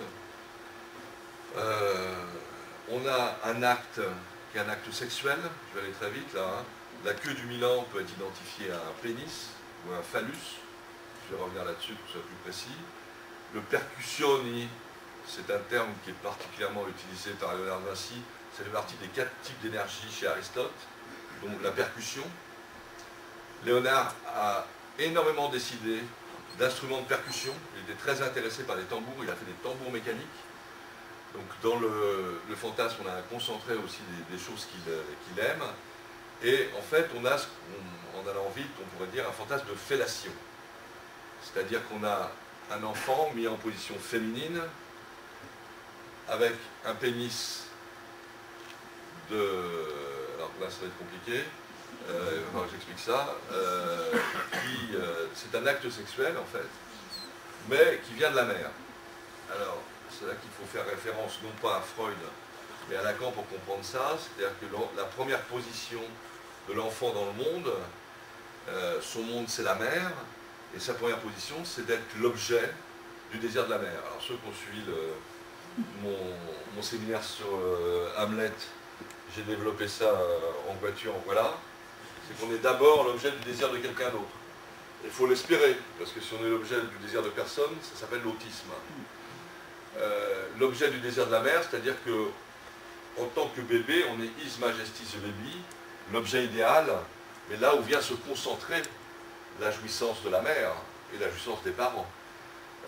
Mais d'abord la jouissance de la mère. Et ça, monsieur Sissou, c'est une relation perverse, on pourrait dire. La seule perversion qu'on connaisse chez la femme, parce que les femmes ne sont pas perverses, les hommes, oui, mais pas les femmes. Les femmes ne sont pas exhibitionnistes, et pour cause, mais bon, la perversion féminine essentielle, c'est de s'occuper de son bébé. Elle aime son bébé avec toute la sensualité, toute la passion qui est nécessaire. Et donc, dans ce que veut montrer Freud, alors le problème, c'est qu'il se trompe. Il dit le vautour, en Égypte, c'est Mout. Mout, c'est la mère, donc c'est la mère phallique. Parce que la découverte de Freud dans le fantasme de Léonard, c'est la mère phallique. C'est-à-dire que d'abord, notre première position, c'est qu'on est en position d'être le phallus de la mère. Bon, être le phallus, on est l'objet de la jouissance de nos parents, on pourrait dire ça comme ça, mais vraiment de la mère, de l'inconscient maternel. Et dans un second, en même temps, cette mère, on la dote d'un pénis. Hein. Alors, je ne vous renvoie pas à toutes les observations de Mélanie Klein, mais pour nous, c'est une évidence, quoi. Ce n'est seulement après que va intervenir l'opération de la castration.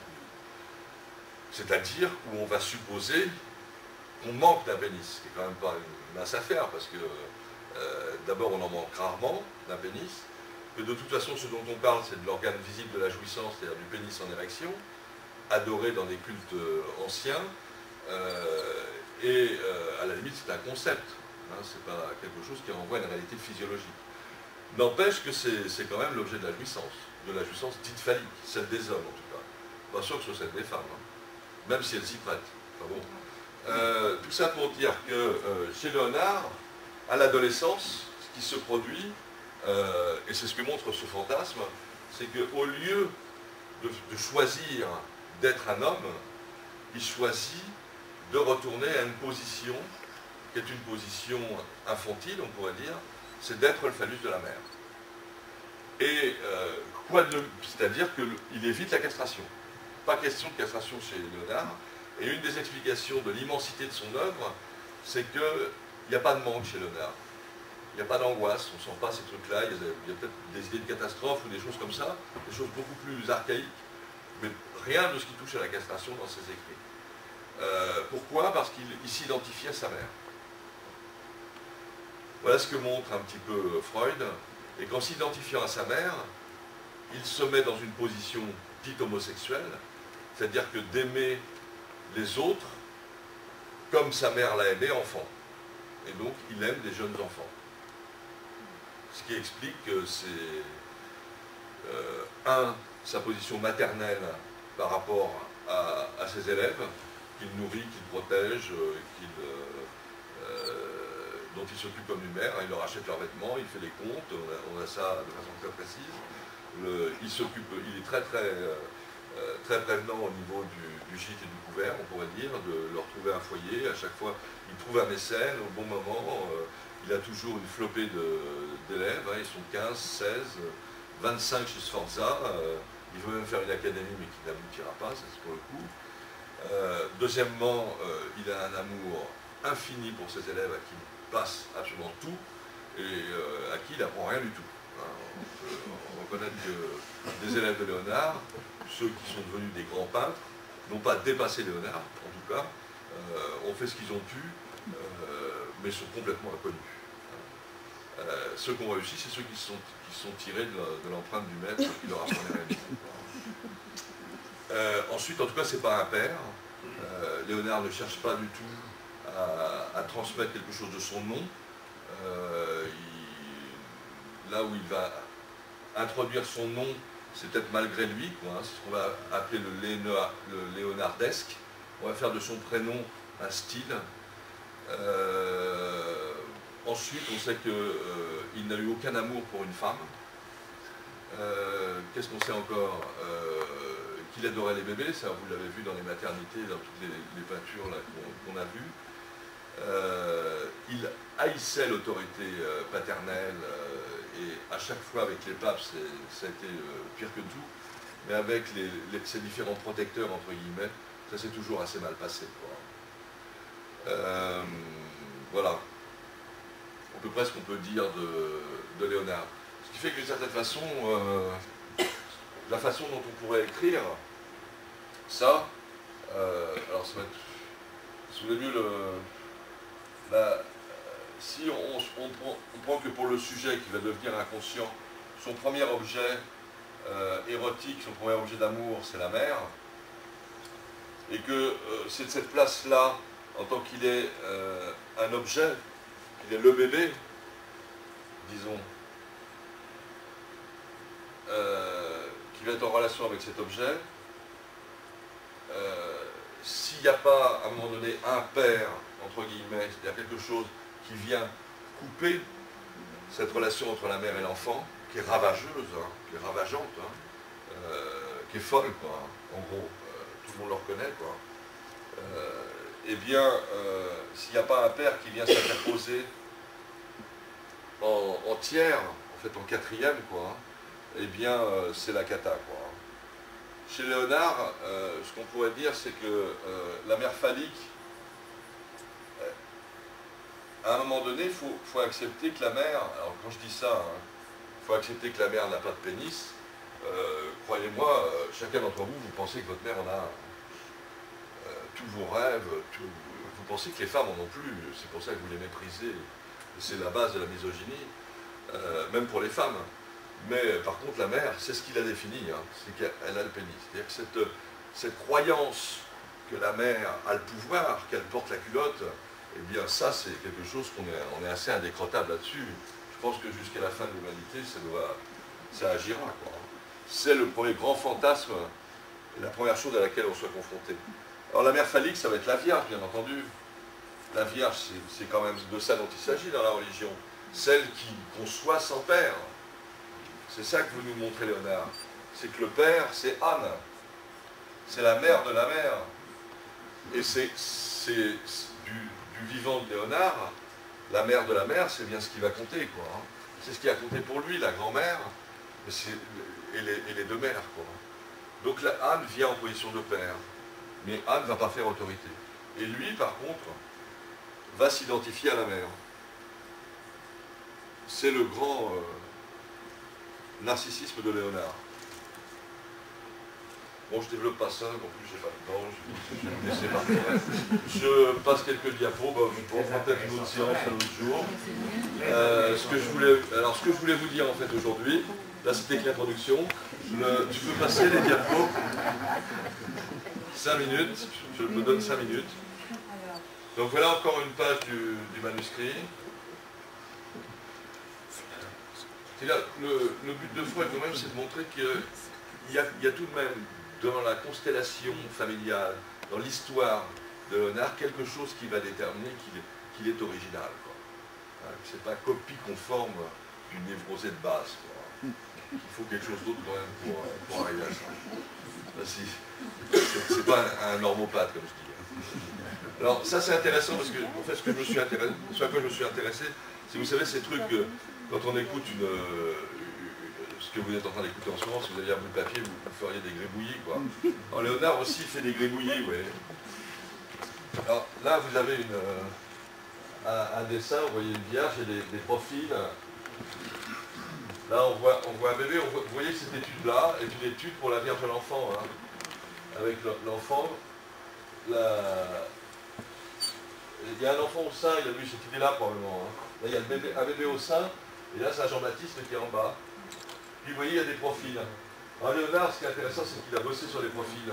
Et alors, quand il bosse sur les profils, il y a des profils de jeunes, il y a des profils de jeunes hommes, des profils de vieillards, il y a des profils de lions et il y a des profils de chiens. Et en fait, ce qu'il cherchait, c'était quel serait le trait du profil universel? Première question. Et après, il était persuadé, de fait de cette position-là, par rapport à la mer phallique, que il n'y avait pas... Le savoir, c'était pas un truc qui se créait, etc. C'était dans la nature. La nature, c'était la mer. Et il suffisait d'aller chercher ce qu'on avait besoin, il fallait observer, voir ce qu'il y avait dans la nature, en tirer ce qu'on pouvait, la représenter, hein, sachant qu'il fallait d'abord la mettre dans sa tête. Hein, l'idée de Léonard, c'est d'observer, de mettre dans sa tête, et après, un second temps, de dessiner. Et donc le dessin, c'est une recherche de ce trait universel qu'on voit déjà dès les premières esquisses. Hein, ça c'est une esquisse assez ancienne. Hein. Et là vous voyez un lion. Alors maintenant le lion ça l'intéresse, hein, il s'appelle Léonard quand même. Hein, le petit lionceau. Le lion, le chien, et vous voyez les profils là. Le profil du chien. Et on voit ça sur plein de manuscrits. Il cherche quel va être ce trait qui serait harmonieux et qu'on va retrouver. Vas-y, on va essayer de passer plus vite. Ça c'est une étude pour, je pense, la bataille d'Anghiari. Remarquez la dextérité du dessin, le peu de traits pour essayer de représenter une scène assez complexe, avec ces trois enfants là qui sont tous, ça doit être un dessin pour la Léda, je pense, ces trois bébés là qui tournent, avec la rapidité du tracé, vous voyez. Pas imaginer du tout qu'il faisait l'esquisse, il laisse aller la main. Hein.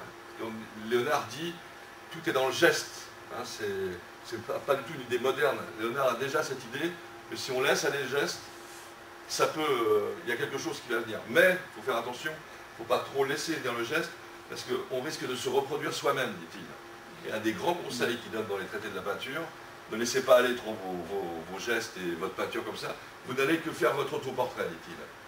Donc il faut travailler la technique, le geste, pour arriver à des choses comme ça. Vas-y, la suite. Donc ça c'est pour vous montrer, je voulais vous montrer un petit peu ce que c'était qu'une page du manuscrit de Léonard, avec des bouts de dessin, un gars qui suive dans une trompette, donc il veut montrer le mouvement, que le son, le mouvement de retrait que le son va occasionner dans l'oreille du jeune homme qui est là. Là, c'est son écriture en miroir, là, il y a un bout de machine, là, il y a quelque chose que je vais vous montrer après, là, une horloge, là, c'est un cheval, c'est pour la statue de Sforza. Vous voyez, là, il y a une machine complexe là, qui doit faire ça, c'est-à-dire c'est une machine pour tenter de faire le mouvement des ailes. Tout ça, c'est Léonard, quoi. C'est le brouillon, quoi. Vas-y. Alors là, c'est le mouvement du vent. Le mouvement du vent, vous voyez, c'est l'ange. Ici, là-haut, l'ange. Et le mouvement du vent dans les cheveux, il va s'intéresser à ça, en fait. L'éphémère, l'insaisissable. Le mouvement du vent, le clignement de l'œil, le sourire. Vas-y, la suite. Le tourbillon du vol d'un oiseau. Ça tourbillonne, vous voyez. Ça l'intéresse beaucoup, comment sont foutus les tourbillons. On retrouve les hélices hélicoïdes de son avion, qui ne vole pas avec une hélicoïdale, mais peu importe. Et l'idée que, chez Léonard, qu'un trait, à partir du moment où il passe sur un autre trait, on a déjà une représentation de l'espace. On spatialise les choses. Alors ça, c'est important. C'est-à-dire que si un trait, ça ne donne pas un point. Un trait, c'est un trait qui se croise, c'est une production spatiale. Vous allez voir par la suite. Vas-y. Là, je ne vous lirai pas le texte, vous voyez, c'est de l'eau qui tombe sur de l'eau. C'est la percussion de l'eau sur l'eau, dit Léonard. Et ça produit un bouillon qu'il étudie en 5 ou 6 ou 7 mouvements et qui produit des choses qui sont en fait, qui ne ressemblent pas trop à des bouillonnements, mais qui ressemblent plutôt à des cheveux, à des boucles de cheveux, comme là-haut. Vous voyez ces interruptions des courants qui ressemblent plus à des tresses qu'à autre chose. C'est pour ça que j'ai parlé de boucles, de tresses dans ces peintures. Ça, c'est l'obsession de Léonard. Ce qui le fascine, c'est ça. C'est le bouclage, la vibration, le tourbillon. Vas-y, on continue. C'est les tresses de la chevelure. Ça, c'est des études pour la Léda que j'ai utilisées pour l'affiche. Hein, avec la complexité de ce nouage des traits, le nœud, quoi. Hein. On s'intéresse à comment, avec des nœuds, on va pouvoir sortir de la surface et créer du volume. Voici la suite. Là, c'est un détail. Il faut dire que les Florentines se coiffaient comme ça, hein, aussi. Mais toujours laisser des petits cheveux des petits cheveux allés, quoi. Hein. C'est plus beau. C'est la grâce. La grâce, c'est cette spirale, quoi. Regardez cette main extraordinaire qui n'est faite que de traits, et de traits en tore. Hein. C'est comme, vous savez, une bobine de fil électrique. Et en fait, les traits sont en bobine de fil électrique et non pas comme on veut dessiner un bras. Et regardez comment il fait sortir la main de la surface du papier. La surface, je vous rappelle qu'un papier c'est plat, hein, c'est une surface. Il fait sortir la main qui vient tripoter quelques cheveux qui sont tombés sur la page. Donc le volume peut s'obtenir avec ces tourbillons-là. Vous voyez, on obtient, il n'y a pas besoin de perspective. On obtient l'idée de volume avec le trait. Simplement en faisant se croiser les traits. Continue. Ça, c'est les vues de déluge de Léonard de Vinci. Vous retrouvez, ça fait partie de ces derniers tableaux, ces derniers dessins qui sont à Windsor, hein, avant la soupe. Et on voit toutes ces boucles, tout ce qui tombe, tout ce qui se tourbillonne, tout ce qui est en mouvement en fait. Vas-y, continue. Oui, encore un. Encore.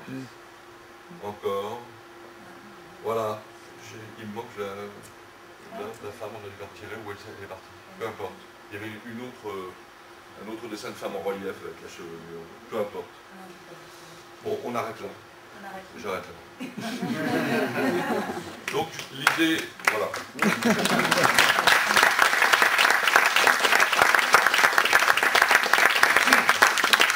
Vous avez le droit de terminer votre phrase quand même. Pardon? Vous avez le droit de terminer votre phrase quand même. Non, je me serais peut-être répété. Je vous ai fait comprendre cette idée de la grâce, qu'il y a une figure qui serait spiralée, qui peut créer le mouvement, on peut l'utiliser, créer le mouvement. Et on va aller plus loin, même si on prend encore 2 heures. C'est-à-dire qu'on peut aller plus loin en utilisant la topologie, les topologies mathématiques de surface, des tores, des bandes de Möbius, des nœuds borroméens, parce que vous voyez, ce que Lacan appelle le nœud borroméen est ici.